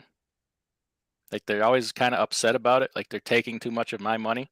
Well, it's not your money, right? It comes to them. They pay you. It doesn't come to you and you pay them, right? The people that get upset about that, they're always very upset, and they use that as they kind of use it as a weapon, but it's really they're kind of justifying their anger. Right. I see what you're saying. It's what it turns out to be. Does it really matter? No, it doesn't change the numbers, but it does change your outlook on things. Go ahead. I was gonna put words in ManvsRoad's mouth, but I'll let him speak. Yeah. No, I will say it kind of where he was going. It is 100% semantics. I'm not trying to say no one is right or one is wrong, but the path that it takes you down is a path to unhappiness, and it's going to turn you eventually. It's going to turn you against the place that you're working with. Like Scott, like when me and him have those discussions, and I it doesn't matter because we understand each other. He doesn't get mad at me. I don't get mad at him. But I might say something and correct him because 100% of the time, every time, it's gonna go down that road. right? And I hate seeing people mad at who they work for or where they're leased onto because of something that they've just made up in their head that just isn't, it's not true. This is like the broker thing, okay? So you may have not heard it. I've seen a lot of it. And there's some of it on YouTube. People will say, well, that broker's screwing me out of my money. That's my money. I want my money now. Well, it's not your money. It's their money. They're gonna pay you a portion of it, but it's not yours. So misunderstanding what is yours and what is not yours, it's gonna go bad every time. So they went out and sold that freight. They might have been working on that customer trying to get that freight for 5 years before the customer said yes. They got a sales team. Yeah, they have computers, they got people, they got offices, they got this, they got that, whatever. Just the thing that says they have nothing into it is just a bunch of BS. Whenever somebody says that, I just ignore them. It's not true. Like, it is a lot. Sales is one of the toughest jobs in the world. It's one of the most rewarding, but it's a tough job. But nonetheless, it is theirs. That is their customer. That is their shipper, right? So it's not yours. The money they owe you becomes yours. Like, if they owe you $3,000, then yes, $3,000 is your money. But that $5,000, and I'm not saying if they take $2,000, $200, $20, or $2, it's still not your money. It's still their money, right? Yeah. And to say that that's my money, it's not. What if they told you that your money was their money? They could make just as strong a case for it. Just like the whole transparency thing. Everybody wants the transparency on the broker side because they think that's their money, that they're entitled to that money. They should dictate what percentage of it the broker gets.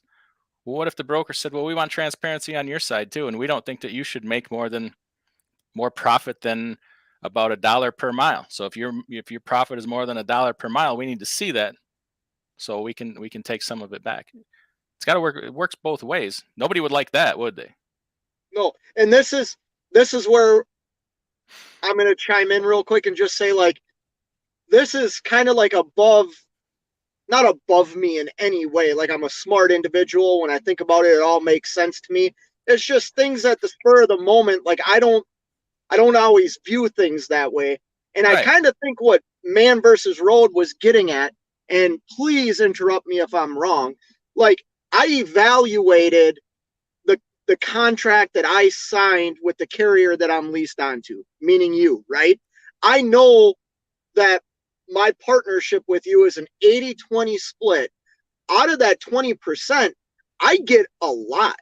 Like, I have a dispatcher. I get paid every week, whether you do or not. And I'm not trying to be mean to you. Whether you get paid on the load or not, I still get paid.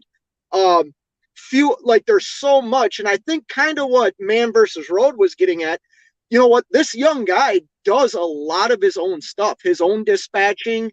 And I mean, is 10% worth the name on the side of the truck, essentially? Because he pays a lot of insurance too. That's pretty much all it is. Do you pay the liability insurance also? I pay my own my own bobtail and trailer insurance, and he has the carrier policy. Yeah, that's a normal thing then. Yeah, but do you know how much the liability insurance is? No. Okay, and it's not cheap. Especially if you got a couple dings, and you got to remember to assign a dollar amount to risk. Okay. Yeah.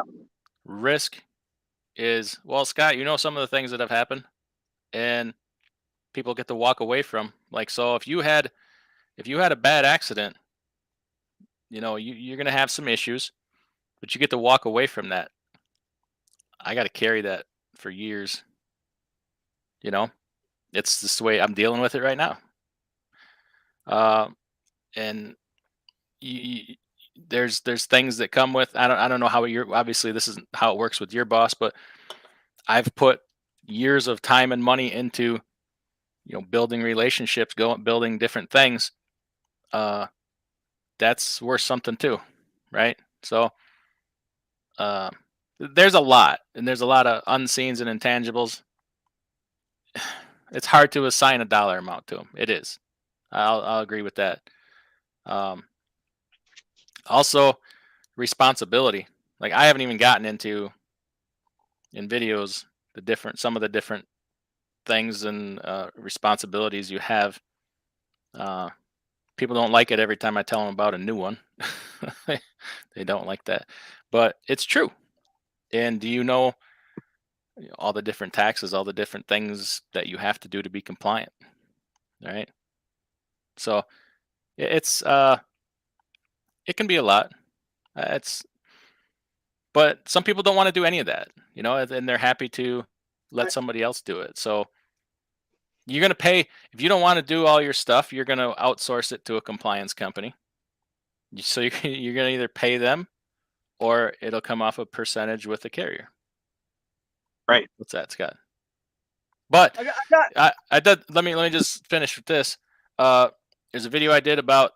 There's a lot of things like that people don't think about. So if you're in your own authority with one truck, right, and you got a load on, whatever it is, dry reefer. I always got a load on. Yeah, come on, and you break down. You have a major breakdown or a catastrophic breakdown. You got an instant problem on your hands, especially if you got a perishable load on. I would have been screwed. Think about Virginia. If I was running under my own authority, that $15,000 probably would have been more like, I can't even put a dollar amount on that. I know of somebody that it happened to, and it cost them $8,000 just to get the load delivered. Calculate your percent on jet. That's a percentage for the year. 2%, 3%. Can you stay in here to ask the wife like 5 more minutes? There's somebody that wants to join that I think wants to kind of talk to you too. So I'm going to bring them in here real quick.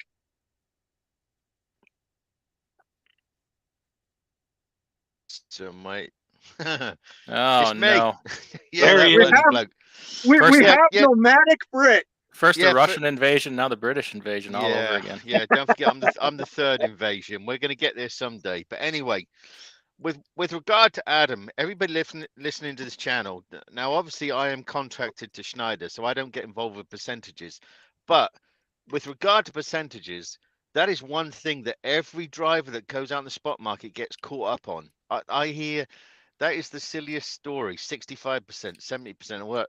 They forget exactly, like from your perspective as a carrier, you take on so much onus of finding the loads. You do everything. So I don't understand why drivers get into and they go on. Plus, I'm gonna find like you're gonna generate additional revenue because Scott's figured this out. Like he can book his own loads.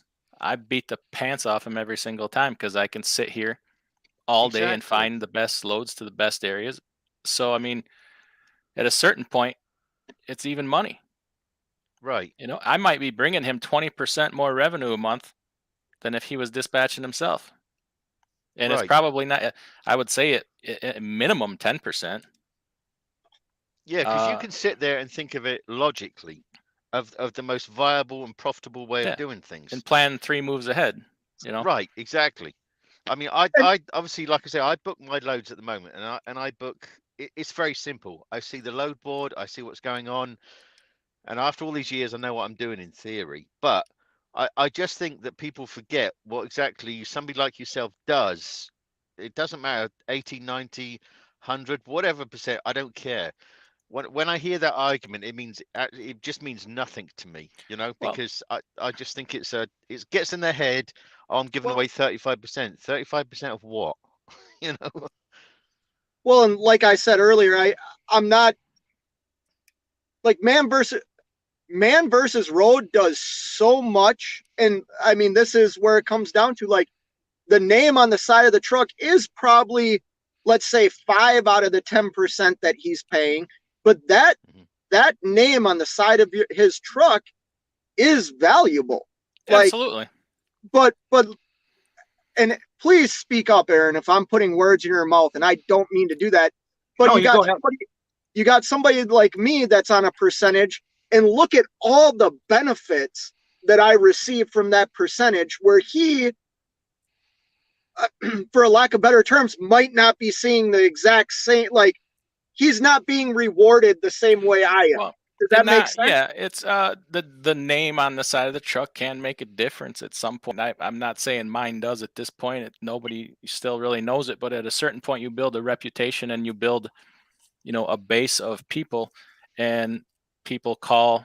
I need this load hauled. I'm going to call Bob's Trucking, because they may have never heard of the 10 other people around, right?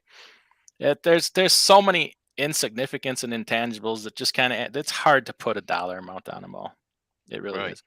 And there's a lot of people on YouTube with their own authority, and sometimes I watch their videos and I don't say nothing. It's none of my business, but they they they're they're missing a lot. They're they're not compliant. Mhm. Uh there's a problem waiting to happen and they can't see it. Uh they have no idea what they're in for. Like, okay, Mark M, the more I talk, the more nervous he gets. Ignorance is bliss. At a certain point it is. Like, you don't know what kind of problems you can have with your own authority until some of them happen. Okay, everybody's worried about the DOT and a DOT audit. All right. So, Mark M, let me ask you, have you ever thought about an IFTA audit, a fuel tax audit? Mhm. Because they can be way more freaking brutal than DOT. DOT, you can somewhat negotiate your fines with, right? IFTA or a fuel tax audit. Do you even know the kind of records you're supposed to be keeping for fuel taxes? I guarantee you don't, and I guarantee you're not. Mm. I'm gonna do a video on that. Uh, I had the state of New Mexico threaten me with an audit. I don't live in the state of New Mexico, but I have a New Mexico permit, and I did a brain space one time, and I did my New Mexico return, put it in the envelope, and forgot to put the check in with the envelope, and they canceled my permits and threatened me with an audit. It took a while to work that out. So Wow. it's there's a lot that people don't think of until it happened, and they're like, I didn't know this could happen. Well, Here, you wanted to do this, so do your homework. It's not my, like, when I started doing this and when a lot of people started doing this, there was no freaking YouTube. There was no nothing. Mhm. You had to learn everything and pick it up along the way. and It's not that's my why responsibility to teach. I mean, that I will, but I can't solve everybody's problems. I'm not trying to talk you out of it. I'm just saying, like, Mark, you're obviously doing the homework and looking into it.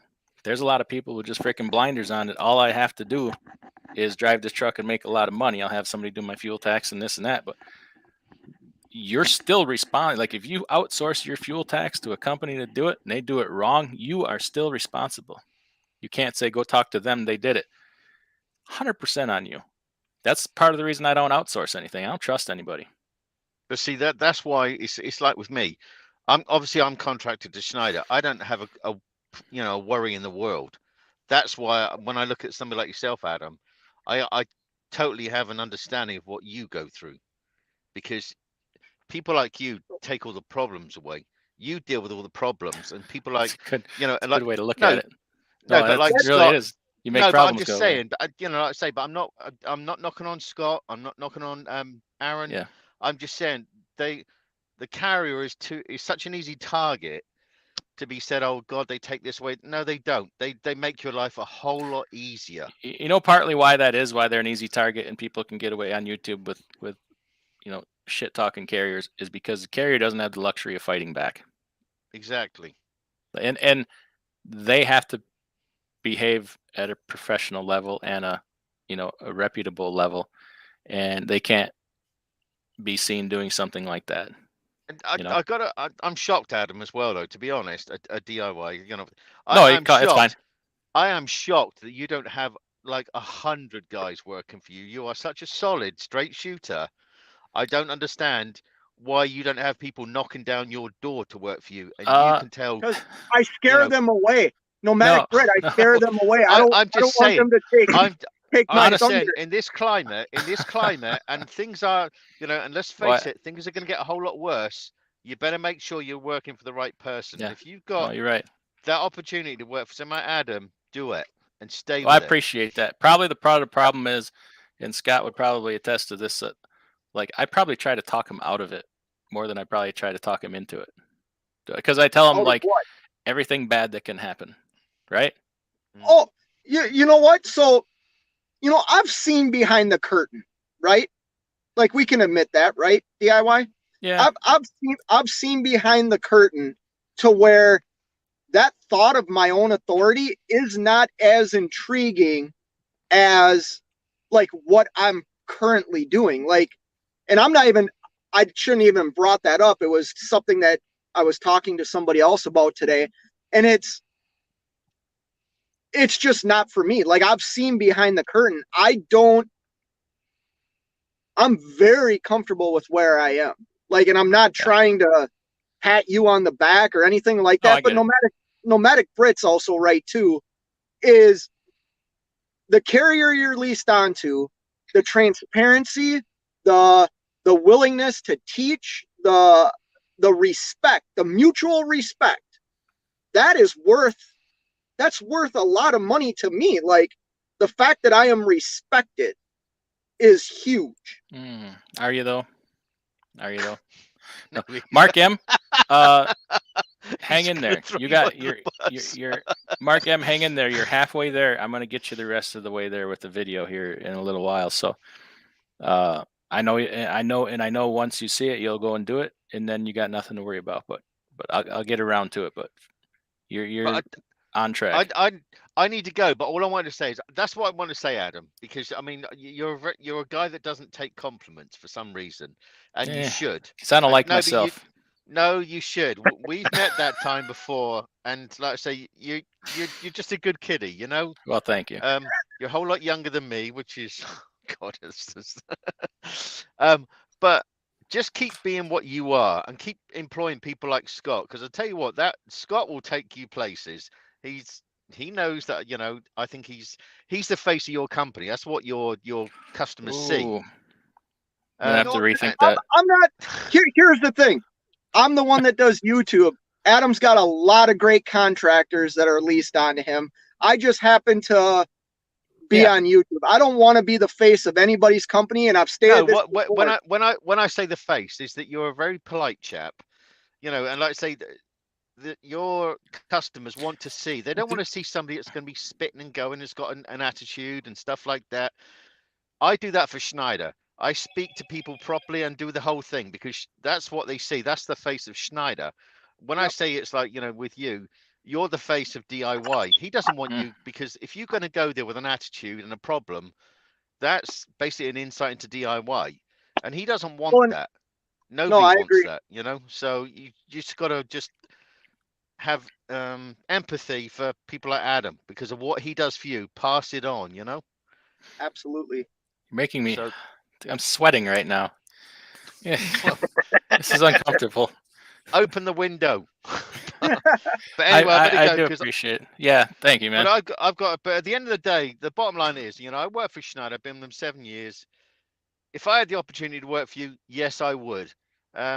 So anybody out there interested, you need to talk to DIY. This is going to be very awkward when I go bankrupt and turn into a raging alcoholic.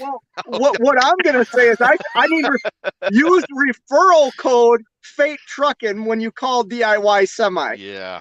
Oh, referral code Fate Trucking. Hey, how'd that last referral work out? Yeah, that's one thing I don't do though. I don't do referral codes for Schneider because my advice, like Adam's giving you, his advice on YouTube is free, and you shouldn't abuse that. I mean, I don't charge for mine. Truckers come on and Schneider expect me to help people. I don't charge for nothing because you shouldn't be like that. Just pass on good karma, you know. I've done that. Yeah. I've had somebody. I have one bunk in my truck. I've had somebody in this truck helping them. Right. Try to learn this. And it's not easy and it's not fun. And I didn't ask for anything. Right, DIY. Yeah, I mean, I had a chap today ring me. I didn't realize he's a reserve National Guard guy. Um, and he rang me because of some details that I'd. When you come on with Schneider, they pretty much just they'll give you all the information, then they just drop you in it. It's for you to work it out. And that's what I found out like 6 years ago when I first got into this. So what I do now is, and I list everything. So anybody new coming on now, Schneider put them onto me, and I try to help them set them up with lanes and stuff like that until they can get going, until they feel confident. And he actually rung me up today to say that that list you gave me of different pickup points that Schneider never gave me, he said that was a game changer. And I felt so happy because I knew I had actually helped somebody. So something I'd done through videos or something else I'd done, I'd actually achieved something. So that made my day, you know. So let's, with that being said, before I go, everybody, just help everybody. We all need help sometime. See it if you see a driver broken down by the road, except obviously Scott, he likes to live in hotels, but if you see somebody broken down by the road, help them. Don't be that yuppie truck driver. So, but Adam, you're a good yeah. man and keep doing what you're doing. Well, thank you. So Hey, I will catch. Nomadic, thank you for all your support, sir. I appreciate it. No problems. Yeah, thanks for the shout out earlier too, Britt. Thank you. No, because like I say, that it's the little guy that makes the world go round, and we all need to remember that. So let's look after each other. Doesn't matter where we're from, even though obviously I'm from England and we're far superior, but we just have to deal with that, all right? So just Tally ho. anyway, I'll catch you all. Yeah, tally-ho, yeah, whatever. I'll catch you guys later. See you later, sir. See you later, All Britt. right, bye. Good dude. Yeah, so I remember Britt from a long time ago, actually. I don't know if you guys have seen the channel Nomad Trucker. Yeah. Yeah. I know Nomadic from his channel way back when, but yeah, I know. Drives the red classic, right? yeah, Red XL. Yep. Mm-hmm. Actually, yeah, that's a channel I watch. But yeah, no, Adam, it's just. So let me ask you this: so if everybody believes like the world is ending, whatever, because of inflation, war, fuel prices, blah blah blah. Some people are saying rates are going down. I don't necessarily believe that. If they say all these things are happening, why are they shit talking the very people that are trying to give them money? Like people are calling out brokers by name and saying they're this and they're that. Like these are the people you do business with. Why are you talking about them like that? I mean, if you don't have any of your own direct customers, they are your customer. Why are you talking that way about your customer? Yeah, a lot of people look at it like we don't need brokers. They're taken from us, like you said. Yeah, that comes from the mentality of that mentality I was talking about, that they owe me something or they have what's mine. That's where that comes from. And hey, we've put it out there 20 different times by now. If you don't like brokers, go get your own freight. But I don't see any of them calling Paul to learn how to do that. So right. I don't really get it. It's I think it's just comes down to I just want me. But I'm not really going to put in the years of hard work to get where I want to be. They're needed when you look at it. Yeah, absolutely. Absolutely. Doesn't mean you have to like them, but you don't have to go talk bad about them on a national platform. Right. Well, Eric, what's funny is ManvsRoad and I were talking about that today. Without naming names, like he has a person that he likes to work with. We work with somebody that we really like, and it's working out in our favor. Bravo. What's so funny? Best troll of the year. Best troll of the year. I like it. DIY's unused multimeter. So that video I did, let me tell you where that comes from. That video I did with that blue Kenworth using that little plug to plug into the trailer, right? Yeah. Like every third comment was, just get a multimeter, you dummy. Learn how to use a multimeter. And I'm like, You understand? I've done like 4 videos before this, like using a multimeter or showing you how to use a multimeter. Like, piss off! Way to do your homework. It just bugged me. Oh, don't let the YouTube bother you. No, I asked that question because I just like, I don't understand it. Like, trucking is no disrespect to anybody, but trucking is easy right now. Like, you can't help but make money. I mean, look at this. You just had what? Maybe with hotels, you're over $15,000 repair, right? Just under, yeah. Like, you're gonna make that 14,900 something. You're gonna make that up in less than 2 weeks. You know how long it used to take to recover from a repair like that? Like months. Oh, look at that. He told me about this. He's got the green APU. Huh. Look at that. Oh, big time. Big time. Hey, you drive a W900. Let the thing run all day, you sissy. No, I got a fresh rebuild in this cat, man. Oh yeah, don't idle it for a while. Good thing I gotta get 50,000 miles on here. Yeah. Why am I giving all this away for free on your channel? Because it's gonna help me grow. I don't even do this on my channel. It's gonna help you Sure grow. you do. How does that help? How does that help me? I'm the face of your carrier, remember? The face or the other end? Networking. No, I think it's important that help me. I try. Oh, okay. I think it's important that people actually see this, and I know that sounds weird. Nobody's seeing this. How many people? Like, how you got 200 I don't know subscribers? how many people are in here. I should have checked your subscriber count before I agreed to come on your channel. Why don't you share it out on your channel? Sounds like a lot of work. Oh, anyways, point is, you're the carrier I'm leased onto.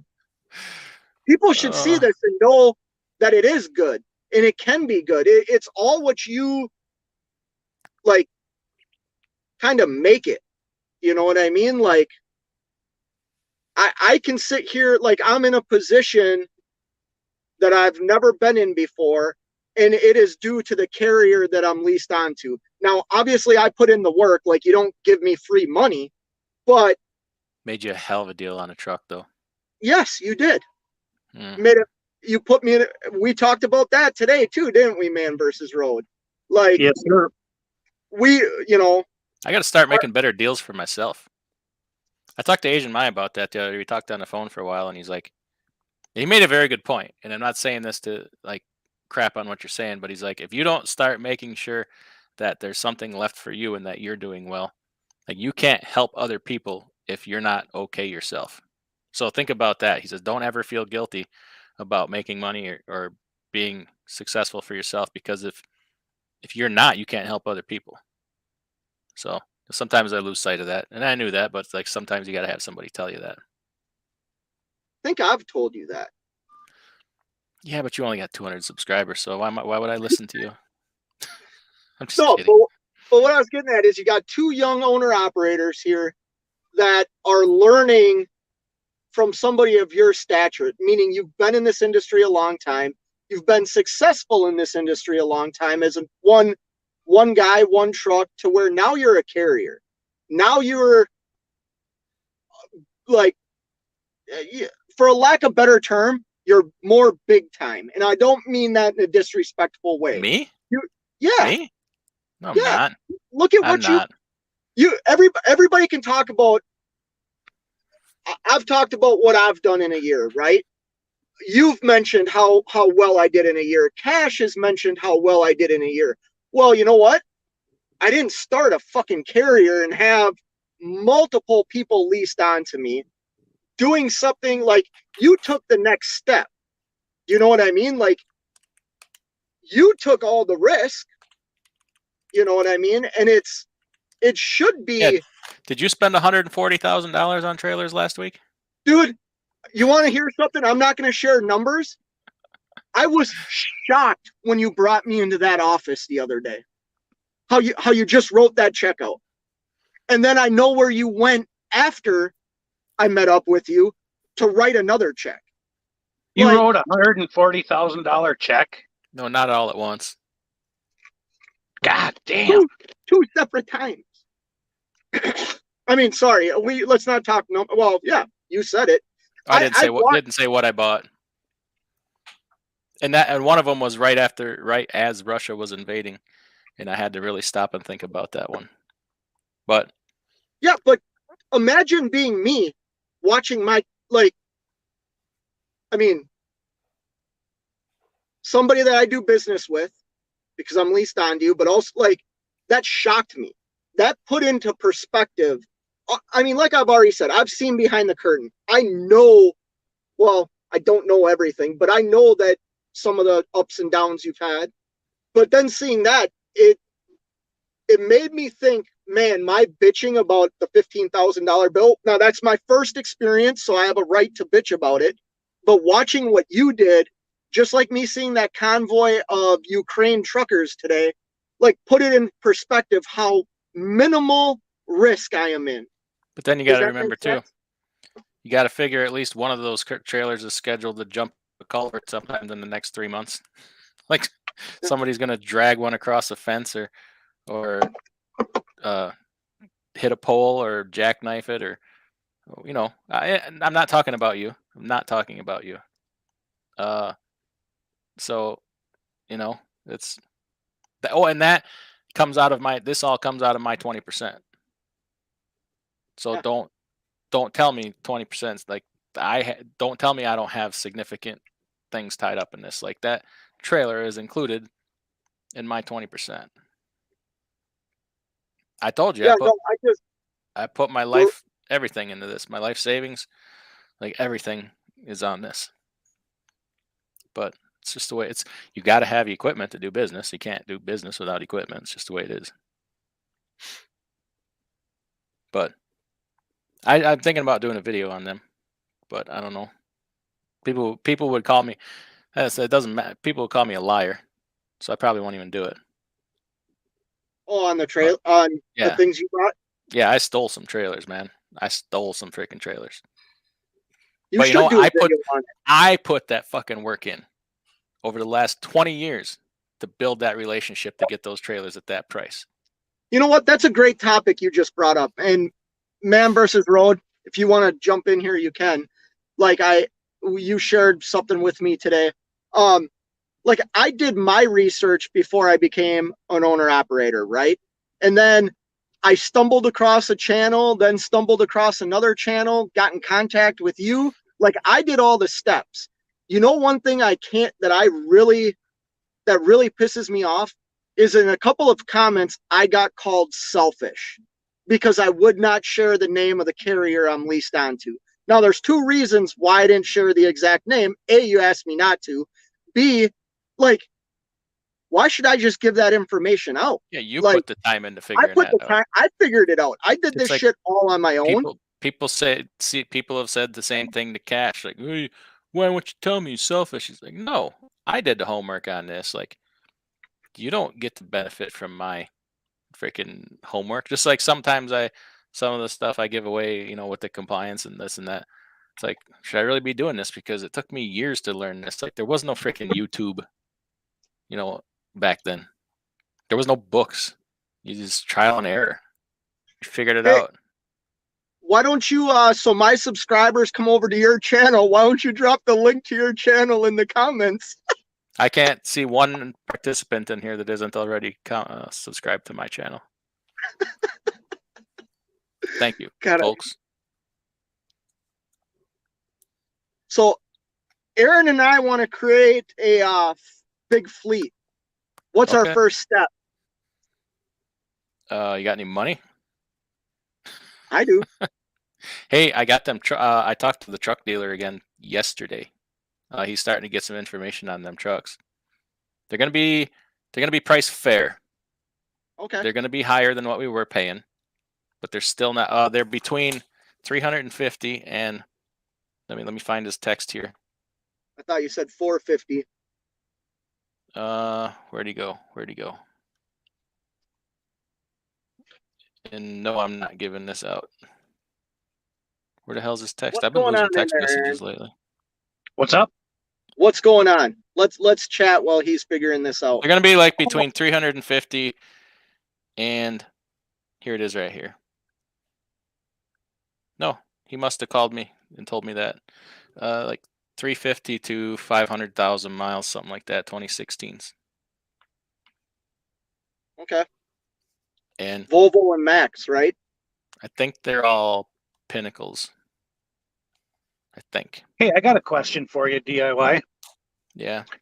Where do you see the whole autonomous thing heading?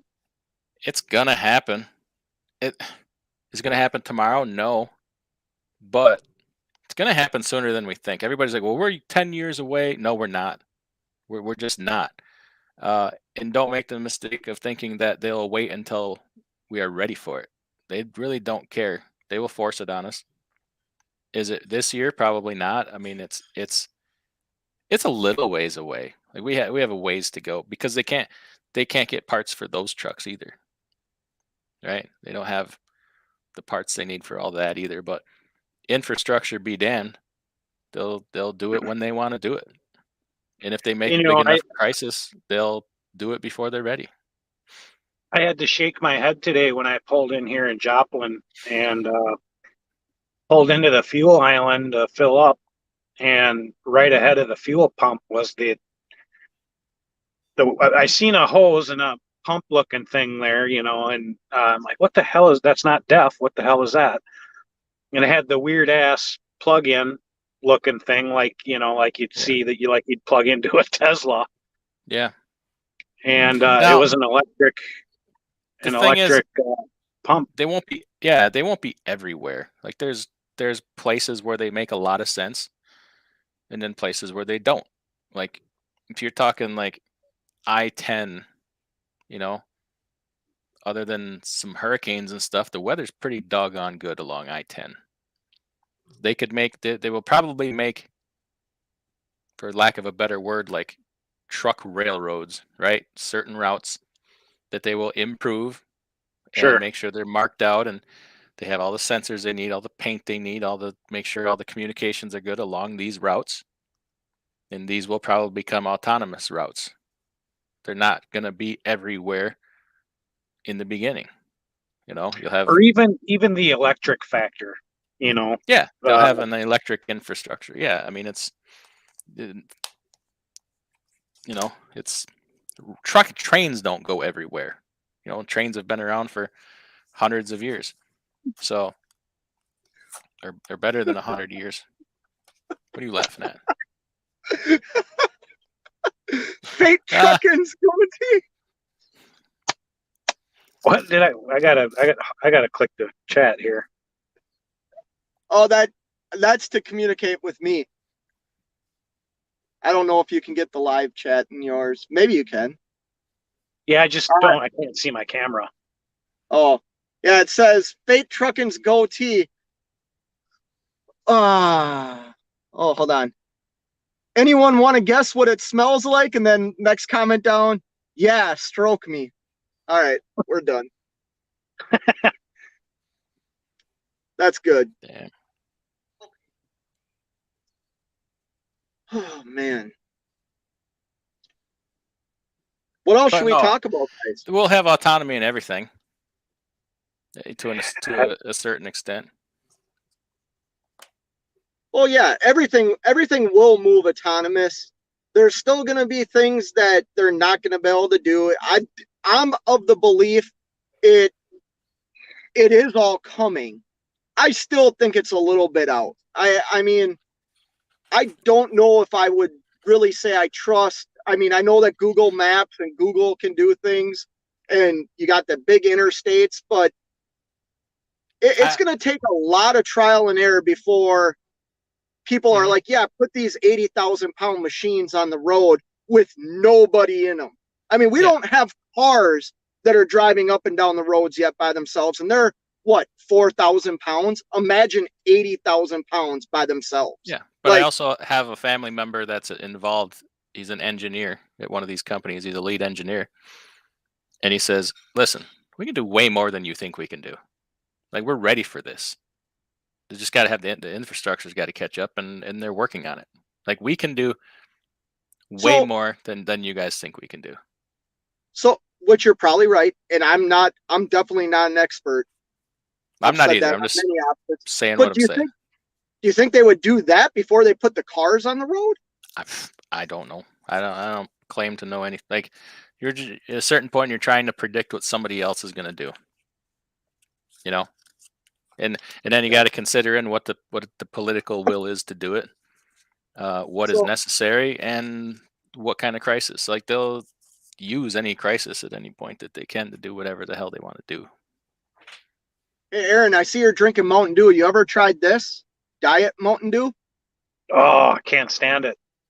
Oh, it's delicious. Oh, when it gets warm, ugh. I so what's your thoughts on pre-emissions trucks DIY? Should a guy go out and get one? It's up to you. I mean, like, they're severely overpriced, just like everything else. I mean, I might know a guy. you can make some problems go away. A I don't know. lot. I mean, I own one, so obviously I'm all for it. Yeah, you're the guy I know. You ain't getting that truck. You ain't got enough money to buy that truck from me. In fact, I don't think you're driving it again. Oh, I took care of it. You can't. He doesn't even want you looking at it. You might not bring it back one of these times. Yeah. What are we laughing at now? I'm missing. Fate Truckin's goatee. Fate Truckin's promo code. Insult Investor says he'll sell me his pre-emissions truck. I believe that's a cab over. Think of the YouTube content I could create with a cab over. Guaranteed 50,000 right off the bat. Right. Do it. I'll tell you what. The experience I just had, I have thought about it, and my dream is either a W900, probably not because I like money, and Aaron, I'm not being rude. No, it's all good. It would probably be a classic. Those are good trucks. I like classics. FLDs, classics. Yeah, and I would like to find one. I'd even do, what is that? The 9400, the Eagle, the International. All those trucks are so easy to work on.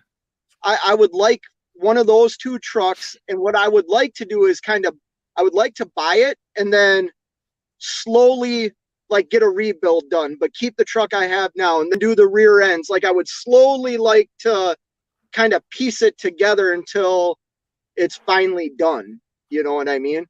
That's what I would really like to do. Now you're just copying Johnny Cash, one piece at a time. I'm sorry. Is there anybody you won't copy? No, I copy everybody. Everything's content. Yeah. Interesting. I lost my train of thought now. I don't know. I'm pretty happy with the whole pre-emissions thing because, it likes the fuel, but on average I get 5 miles to the gallon, versus what are they getting now? 7, 8, somewhere's up there with these plastic trucks. But I've never had a problem getting parts through CAT at all. I mean, the C15 is practically bulletproof. Do you have a 6NZ? Yeah. What do you have? Do you have a ACERT? ACERT, yeah. Yep. And CAT's reputation, I had a 6NZ. Just phenomenal motors, best motors ever made, in my opinion. There's going to be guys that argue that with Detroit and Cummins, but it's all a matter of opinion. Yeah, for sure. But it'd be nice to get 3 more miles a gallon. But I don't know if I have to trade that for the reliability of what I have and the the motor just, I'm a cat guy 100%. I always have been. I'll take it. You know, I'm happy with my 5 miles to the gallon.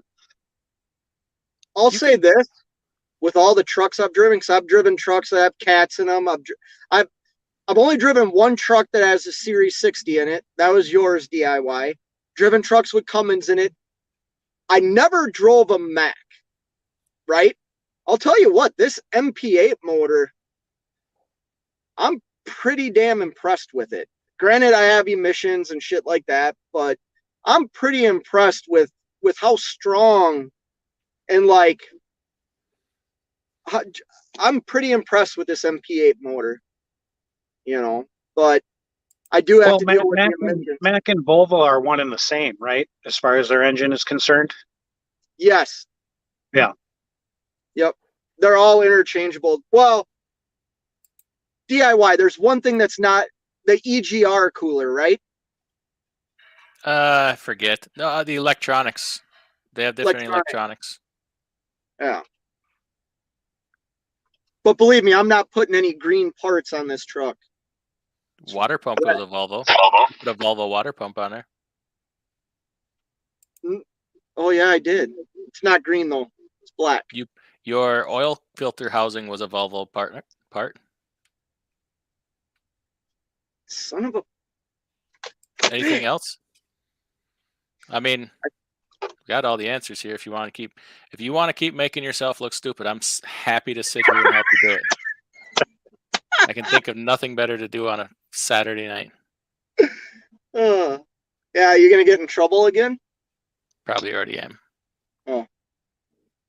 Well, yeah, I don't have much more going on. So I don't know what else to talk about. I'm thinking about I'm here till Monday morning. Where are you?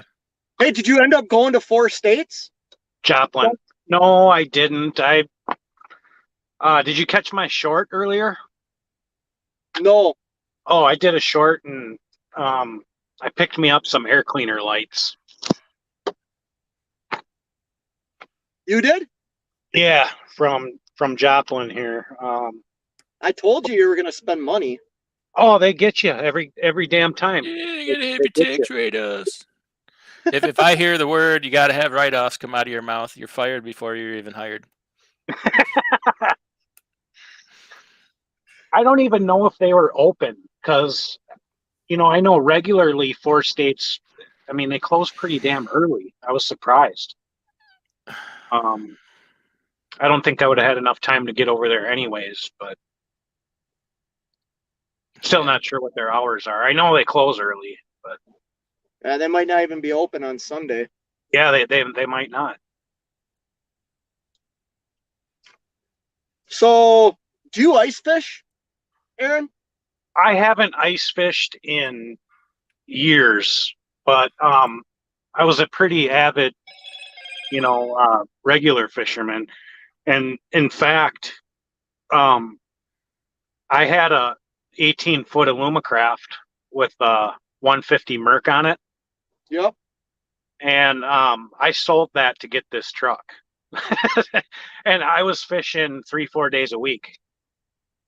Well, and that's how much I love fishing. And we'll go ice. Let's make a plan to go ice fishing. Yeah, we can for sure. All this talking about trucking craps made me want to take a vacation. I want to get another boat. Everything makes you want to take a vacation. Let's be honest here. No, let's be honest. I bust my fucking ass. Excuse me for cursing. I do work. And you know what? I do take vacation time because I can fucking afford to. Like, oh, jeez. I can afford to go on vacation. I can afford to bring my family somewhere, But we'll see about that. You told me you don't look at your pay stubs. I'm gonna start working on that. You are now 78-22. Yes. You know what? Like, you're the 20, and you're the 22. He's not lying. I don't look at my settlements. Call me. I'm sure I see my settlements at the end of every month when I do my profit and loss statements. I don't look at them like when I'm out on the road. I'm not trying to be cool or anything like that. I know that I did well, so I don't worry about money for the first time in a long time in my life, Before I had kids. Yeah. Before I had kids, I didn't worry about money. There's never really been a time when a new owner operator has been able to say that. I don't worry about money. That's a Well, it's a very sign. unusual thing. I worry about breakdowns. That's what you got to worry about. Well, so let's talk about that. That's a great topic. As I just got a thing on Facebook, I just got an update. Somebody posted on the ice fishing website I belong to on Facebook. I want to read that. Probably a cool ice fishing topic. Anyways, let's talk about that. I just went through a pretty big breakdown, right? And financially, I think that could have wrecked some people. In most normal times, that would have wrecked a new owner operator. Right. But you can't talk down on people that are, not that you talk down, but this is the market that we started this in. Now, I'm a realist and know that this probably isn't going to last forever, right? But this is the market I started it in, so this is what I've earned. But when I got into this, I thought $10,000 was enough to just set aside. I don't believe that's the case nowadays. You know what I mean? I think you need, honestly, $25,000 to $30,000, and whether that's cash, credit, or you have somebody you can get money from. I think that's a realistic number. What are your guys' thoughts? Those are the numbers I heard before I got into this. Was you should have 20, 30,000 that you're sitting on if you want to get into this. 9 months into this, I said this before. This truck had 1.1 million on it, and I dropped a valve just south of Des Moines. And my shop, well, Caterpillar, the one I use, is in Superior, Wisconsin. So, I was what is that? That's, I don't know, 8-9 hours away. And what they want for a Cat rebuild is, it's the most expensive thing to well, I don't know, seeing how you put the def stuff in there now, even a little, like a DPF filter is like $5,000 or whatever. But, they quoted me 38,000. And, I had a few extra parts replaced. I had them throw a new cam in, a couple cam gears, redid the oil cooler, stuff like that. If you're going to do it, if we're going to do an in-frame, we're going to do everything, right? So when I got out of there, it was 42,000, and I didn't have it. I didn't have it when I broke down, and I was sitting on an exit ramp. It was midnight. It was my first big breakdown. I was shitting my pants. I'm like, what the heck? What do I do? I don't know what to do. I'm listening to trucks whiz by. It's dark out. I'm sitting on a ramp, with my phone. The truck's making an ungodly sound. Don't want to run it. Had to shut it off. Didn't have an APU.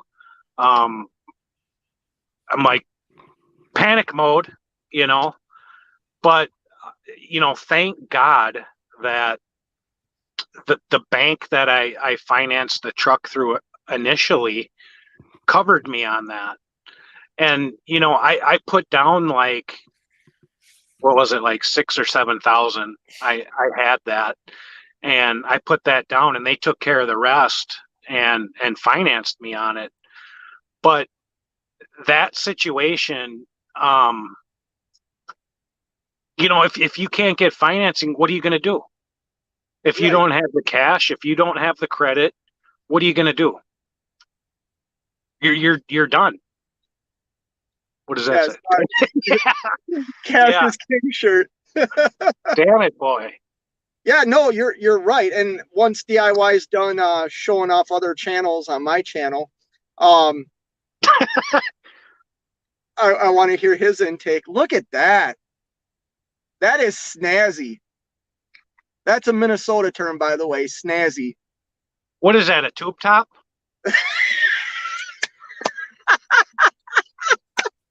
It's a hoodie. Oh, It's a okay. hoodie. So DIY, you just heard Man versus Roads deal. Rant. What would you recommend? Andy's got a mug? Trucker News mug. Oh my god. That's I don't know. awesome. I bought this orange truck, and in the first 6 days, I scored a cylinder and cracked a head. So I was looking at an overhaul in the first week. God damn. It So, I happened. mean, I could look at it like I was lucky, you know? Yeah. So I mean, But Little you shit up learn? until that point. You know, before that, weeks before that, maybe even a few months before that, I threw a new radiator in here, and it was all little shit, you know. Getting a new radiator in, you know, that's a $3,500 job. And then, you know, a brake can or two, or, you know, a starter went out on me. And then, you know, just little shit. It seemed like every time I was getting somewhere with the cash flow, that something would happen to knock me back down again. And then a short time after, the motor went kaput. Brandon Bearden, man after my own heart. Yes, I agree. Trucker News, no media, no network, straight up Trucker News, right there. Oh, you suck ass. You wear that hat all you want. Here, let me get him on the phone right now, and I'll ask him for. Oh, that's a better hat. Where's the Cash is King yoga pants? Those don't leave the I bedroom. bought the panties. Do you want to see those? I gotta go. All right, man. Oh, I get what you're doing. Yeah, no. So like, moving. Oh yeah, he's talking to his wife. Like, did you learn, Aaron, like from that experience, like how expensive things can turn out, like in an instant, to where have you set yourself up? Not saying you have $40,000 that you can go grab, but more than the 6 you had. After the fact, I mean, I got during the whole time I was, you know, building business credit, Mm-hmm. and I got quite a bit of that, you know. So, yep. Luckily, right now I have enough credit to where if something happens, I really don't have to worry about it. You know, the engine's warranted another 3 years, unlimited. You know, if a rear end goes, I can handle it. If a transmission goes, I can handle that. You know. Yep.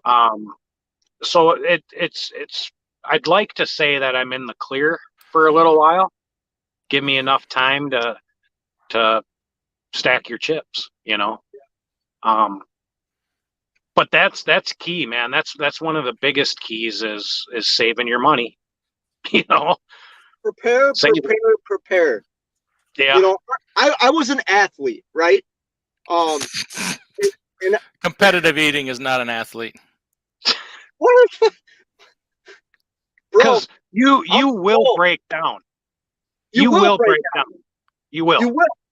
And you could be in a situation where you break down and you live 1,000, 1,100 miles away from where your truck is. And you might break down and be in a position where you're almost at the will of where your truck is. So you need Superman come and save you. Yeah. Well, yeah. But you need to be prepared. And I think, like I've shared, I came into this as prepared as I could, right? Not saying I knew everything, nothing like that, but I came in prepared. I came in with knowledge. I came in with understanding the market that I was in is not normal. I came in and then I had a tutor. Then I had a mentor in DIY, cash is king, stuff like that.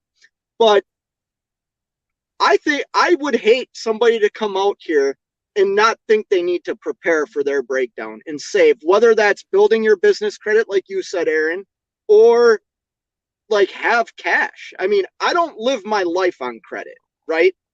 Why would I run my entire business through credit? I don't believe in that. Not saying that I don't have credit and if I needed to, I wouldn't use it because I would use it. But I don't live that way, so I don't run my business that way. Come in with some money and understand it's gonna happen. You're gonna get fucked. You will. Yeah, you will. Yep. Yeah, you might break down in Gatlinburg a lot. And the labor rates. I mean, parts are expensive, but paying somebody what $120, $130 an hour, whatever it is, on a 40-hour job, do the math, you paid that guy's salary and then some. And I got bounced. All right, DIY. Thanks for coming in, man. See ya. See ya. So we're gonna lose everybody that's watching this now. Oh yeah, yeah. But no, man. I want to do this again with you and just have it be you and me. Not Sure. saying I didn't enjoy Brit and I didn't enjoy DIY, but I think we're both greenhorns in this. You know what I mean? We're at least I'll call my not in trucking. In trucking, Right. we'll stack up against anybody. I could back a fucking trailer into a 2-car garage. I mean, Yeah. driving ain't a problem. you Right. know, it's the owner operator thing that's new. Yep. And that, that's exactly the same position I'm in.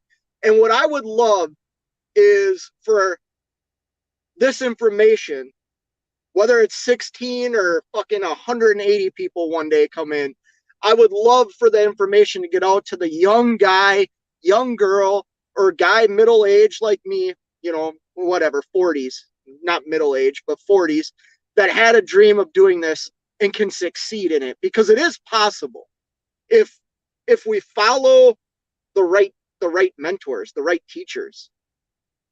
Yeah. Would you agree with that?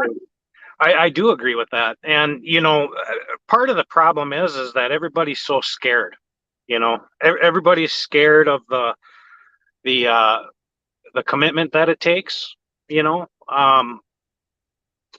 who's greasing that truck when you're at home, and you pull into the driveway, and who's doing this or that, taking care of it, who's, it's an ongoing thing. At least with me, it is. It's when I'm off, I'm still not off.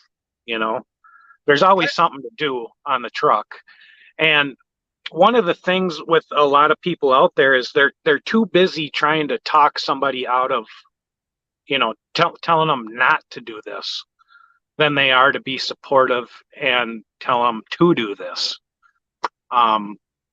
Like I was saying earlier, everybody always brings up the expenses, the tires, all the fuel costs, and everything else that comes along with it. And anybody that I know that's interested in driving or has wanted to drive, I tell them, get your own truck, because I tell you what, after you do it and you get those first few checks rolling in, you'll never work. You'll never work for another company as a company man again. You won't. Right. So I don't know if this is a troll or not. I don't think it is, because it says it's anyways. It says in here also, and a little luck, and I don't know if that's referring to like the position we're in. The only thing I would argue about that is the luck is the market that we came into. That's the only luck. Like the timing. The timing was the only lucky part, because whether the rates were let's say $5, $6 a mile average right now, right? Even if the rates weren't that, I would still be doing this. So it's not like the market turning to where it is now was the only lucky part of this. Like, I don't base my success on luck. I base my success on I busted my ass to get to where I am. From the minute I got a CDL license to where I sit today, I have busted my ass to get to where I am with no luck involved. This is me with my skin in the game. Nobody else's skin is in this game except mine. I'm, yes, I'm leased onto a carrier, so he has skin in like the game. But if I fail, it's me that fails. It's my house that's gone. It's my boat that's gone. It's my dreams that are gone. You know what I mean? Luck. I mean, you can call it luck, I guess. And I don't mean to be an asshole to whoever made that comment, but it's not luck. It's hard work. It's understanding what your job is and what you are trying to create. I don't operate this as I'm a company driver. I'm a business owner. That's how I need to view this. Yeah. And, the wheels need to turn, obviously, to make money. And, that truck payment, that insurance payment, those plates, all that shit's due. Yep. However it's set up for whatever you're doing, monthly or whatever, those payments are due. It's no different than your house payment. So if you ain't out there pulling a load, you got to be lazy to fail. Yeah. Especially in this market. I mean, that's where the luck does. I mean, whatever. I don't like that term, and I don't mean to be a jackass, but it's hard. Barring things out of your control, it's hard to fail right now. I would 100% agree with other than a catastrophic failure, and again, that probably goes back to not being prepared and not having what you should have coming into this. And not everybody's got 30 grand laying around, and banks, a lot of banks nowadays, they want 50% down on a used truck, and they want like 30% down on a new one. So, who's got that kind of money? Well, that's where preparation comes in. Yeah. I'm going to get made fun of. Cash is king says luck is a huge part of business. Bro, I don't know if you're messing with me. I don't believe that. I mean, luck is what you make things. Luck is winning the lottery. Anyways, what I was getting at is when I started this, I came into it with money. Like, I saved for years, and I sacrificed things to obtain my goal. I didn't just pick up the phone one day and call somebody and be like, oh, I want to be an owner operator. Give me a truck. It didn't work out that way for me. You know what I mean? I worked hard to put myself in this situation. And see, you did that right. That's the right way to do it. And, I'll share, I don't care. I'll share it. I went into this quite the opposite. I came into this with no money. I sold my boat to put the money down to get this truck, and I had no money. I was a paycheck to paycheck employee of a different trucking company, home every night, off on weekends, whatever. But that's the risk I took. And that's why 9 months later, when shit went sideways, I wasn't prepared for it, because I came into this the wrong way. And, obviously I know that, and I realize it, but I was willing to take the chance at that time just to get in and get my truck, get rolling, maybe have a little bit of luck,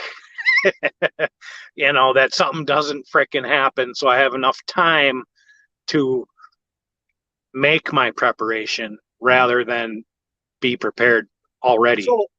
So I see some comments that are coming through, and like Cash is talking, other people are talking about luck, and maybe I took it the wrong way.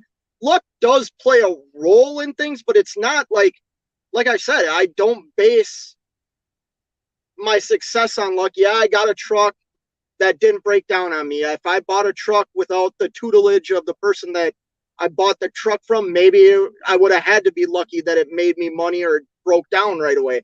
I get like that aspect of it, but you had mentioned you came in it different than me, but there's something you've said twice now that I want to point out.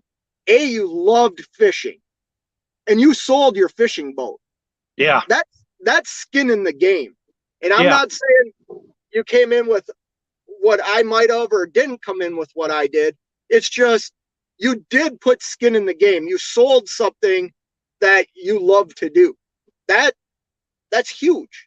That's Yeah. huge. You didn't keep the boat. You didn't keep all the toys and say, "Oh, I'm just going to do this." Like you took a risk and you sold something that brought you enjoyment to hopefully like live out the ultimate goal, which is what you're doing right now. Yeah.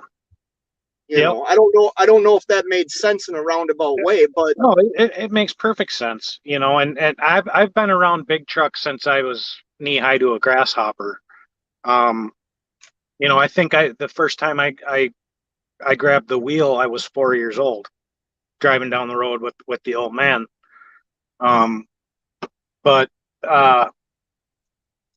you know, being a single father at home and raising two boys by yourself,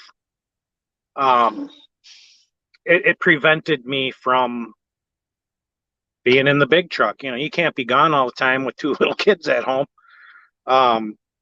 So, you know, obviously they had to grow up a little bit, and which they did, and they are.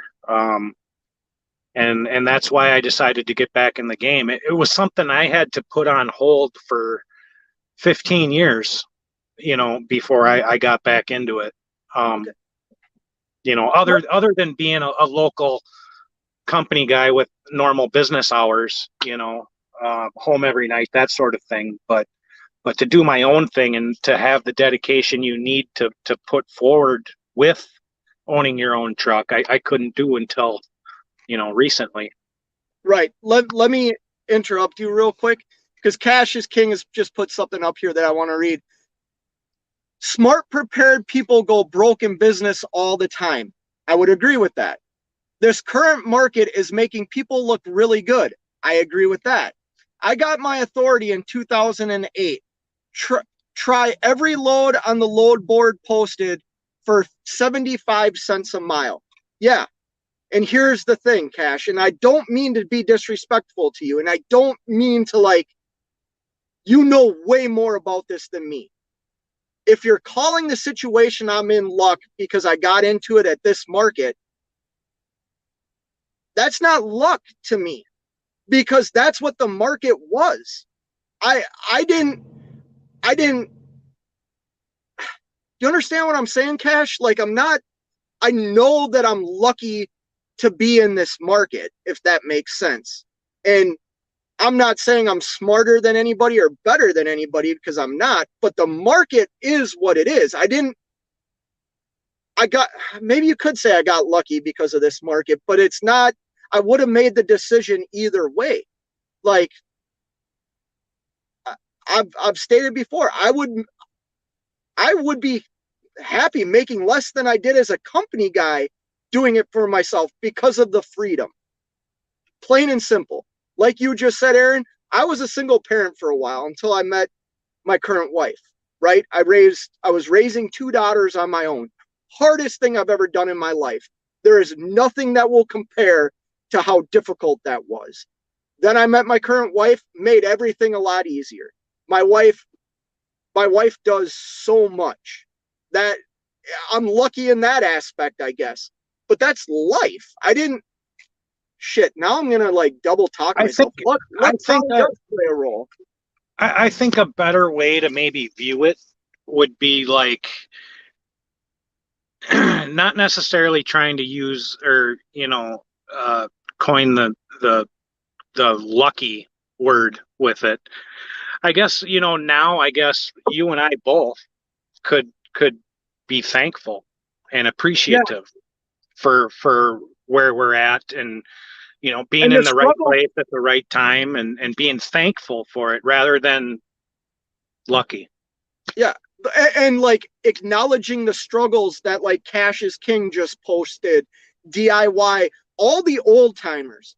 And it's got to be hard, and I don't mean that in a negative way, like all the true veteran truck drivers, owner operators, it's got to like maybe upset them a little bit that people like us can get into the game and be successful right now, and hopefully set ourselves up to succeed if the market does change. Like I get the animosity maybe, but it wasn't like we sat there with a crystal ball and waited for this and then decided to do it. And I don't want to contradict myself. Luck probably does play a role, so I am contradicting myself, but it also like was an opening. Like I said, I grew up as an athlete, right? We prepared for everything, watched game tape, worked out, practiced twice a day. If we scored a goal, it wasn't because of luck. It scored a goal because we put ourselves in the right position at the right time. Does that Yeah. make sense? Now, yeah, you might get a lucky bounce here and there, but we didn't base our success off of the lucky bounce. That's all it was one lucky bounce. Our success was our readiness and our preparedness to put us in a situation to win. Did that make sense? And not being aware of the current situation even happening, you know, how are you supposed to know that you are in the right place at the right time until you're a year down the road to look back, you know? And I don't mean to like be knocking, dude. I worry about when I say shit like, I mean, Cash is King is freaking instrumental in what I've been able to accomplish. Don't get that twisted, people. He is absolutely instrumental in what I've been able to accomplish. I just don't like that word luck, and I'm not saying that in a mean way. And maybe it does Well, play a little you bit of a know, role. you kind of feel that the hard work that you put forth to get to where you're at is somehow taken over by the word luck, you know, and you just want your hard work and dedication recognized and Yeah, good point. not put on the back burner. Yeah, no, you're sorry. I knocked my phone down and ripped my cord out and all kinds of crap here. Yeah, no, you're right, and I guess that's my ego getting in my way. To be honest, like that's my ego. Like, don't tell me I was lucky because I know how hard I've worked. I know what I've done. I know that I could have the pickup truck to tow a ice house or my boat or a boat with, not my boat, a boat. I don't own a boat. And I chose to pay my truck off. You know what I mean? Like, Well, it's kind of like it's kind of like this, right? I'll share a little bit of a personal thing. It was not too long ago. Um, it was on Facebook, and my boy graduated school with honors, and then shortly after he joined the army and shipped out to Japan, and which he's currently stationed. So I'm looking at Facebook, and you know I'm friends with the kids' mom on there, and you know obviously she knows people or has people in her comment section that I don't know, and I seen a comment go by like, "Oh, you did such a good job raising those boys. We're so proud of you." You know, and I read that comment on her post about my boy, you know, going to Japan and whatnot. And it's like, you know, you had nothing to do with those boys the past 15 years. You had nothing to do with raising them the past 15 years, you know, and then to take the credit for something like that and thank the person. Oh, thank you, you know, I appreciate it. It's like You want to get acknowledged for the hard work and the blood, the sweat, and the tears that you put into something, and not just have it passed off as something as being lucky. Right. So a little bit of each thing, plays a part in it.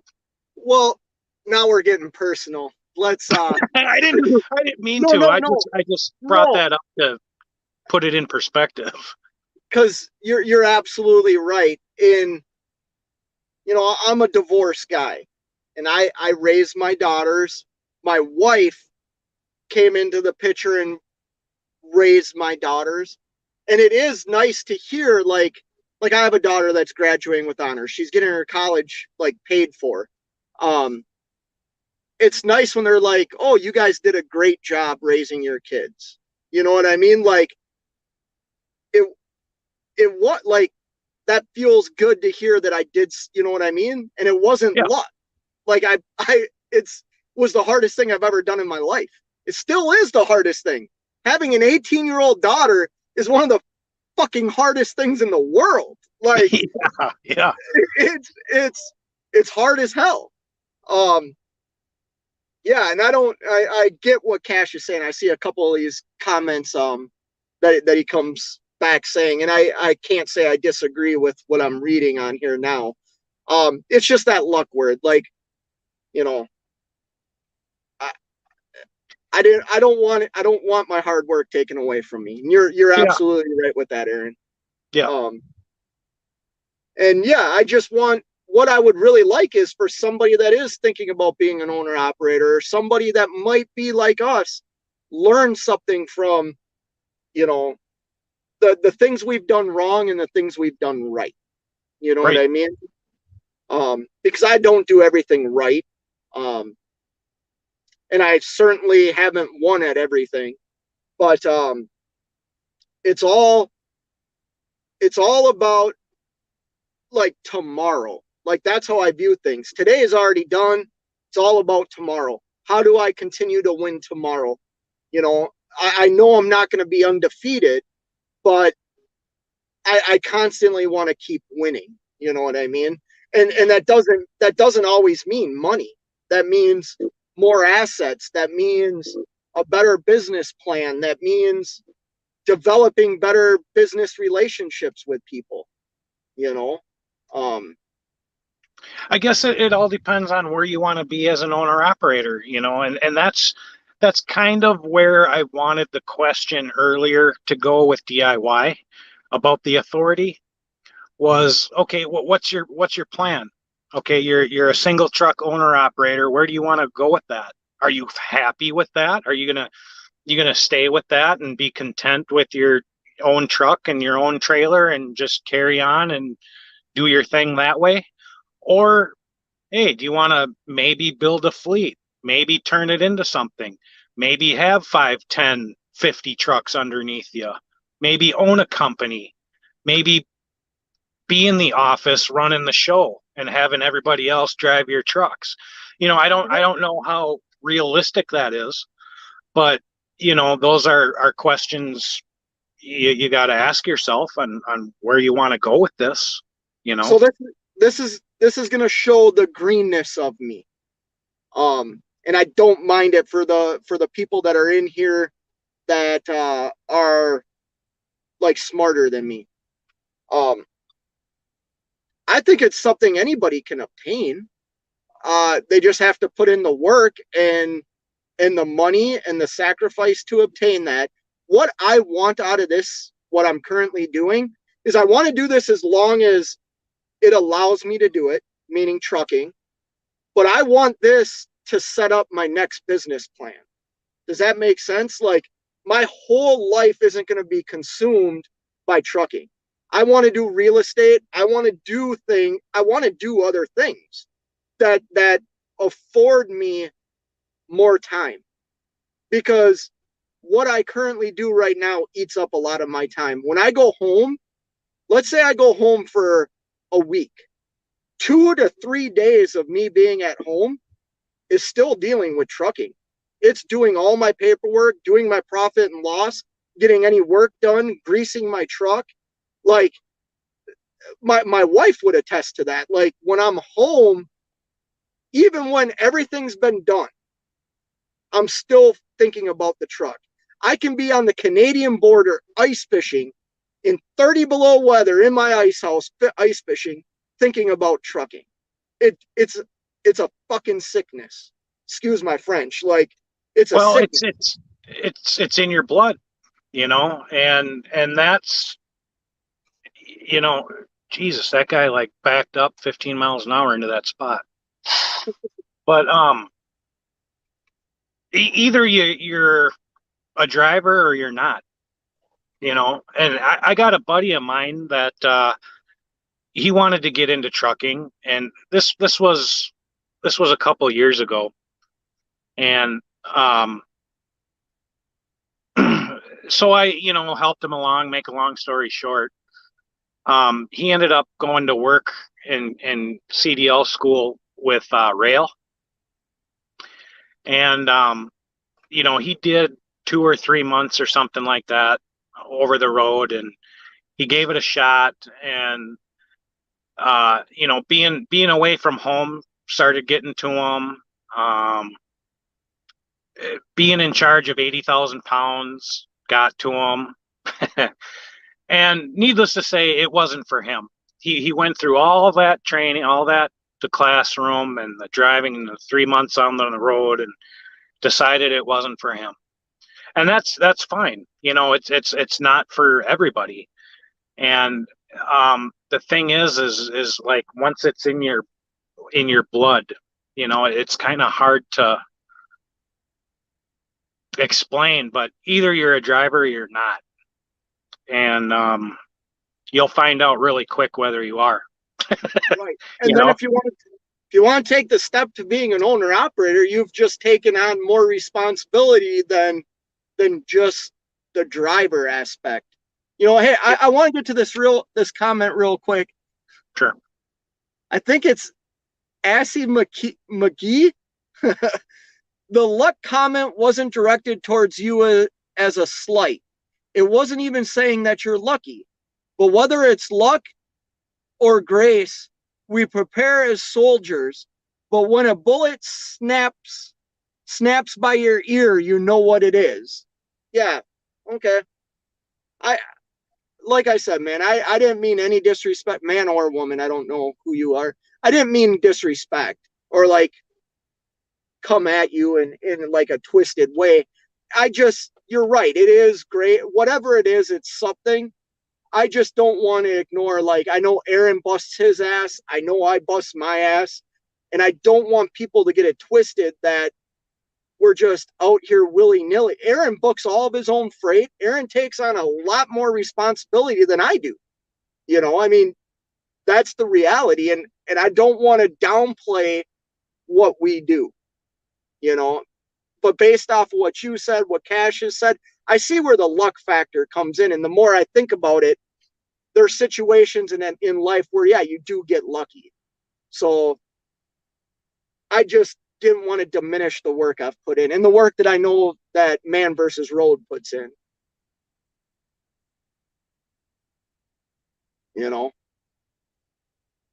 So, well, man, I think I'm going to get off here. I need to call home, but I want to do this again. If you're there all weekend, I'll get to where I'm going tomorrow and we can do another live. Yeah, we can do another one tomorrow. I enjoy it. We got to come up with more topics. Yeah, for sure. We will. We got to get like Cash in here or something and DIY and ropes. Yeah, I'll see what Cash is doing tomorrow. Maybe he can come in. Maybe Nomadic, or maybe I do this and just people want to jump in and talk, they can come in and talk. I know there's a lot of people that were in the chat earlier that are owner operators and just becoming owner operators, and I'd love to hear from them too. Killian's Trucking, him and his wife are thinking about being team operators. Nevada was in here earlier, him and his wife team. There's so many different aspects. I thought it was kind of funny when it was me, you, Nomadic Brit, and DIY. Here we had a carrier in DIY. Nomadic Brit is a tanker hauler. I'm a reefer hauler. You haul dry van. There was Yeah. four different types of business guys in this live that we all have different experiences. We also have a lot of the same experiences, but we Yep. all do different things, you know. When it comes to trucking, you know, get whoever wants in here, and we can shoot the shit for however long and talk about damn near anything. So that might be fun. Well, yeah, Aaron, I got a closing I'm gonna do, and then I'm gonna hit the end button. You cool with that? go for it. All right. Well, I hope everybody had a great day today. Stay safe out there, and until next time, you know what it is. Oh, I did it right this time. Ah! Keep on trucking. Later, guys. Peace.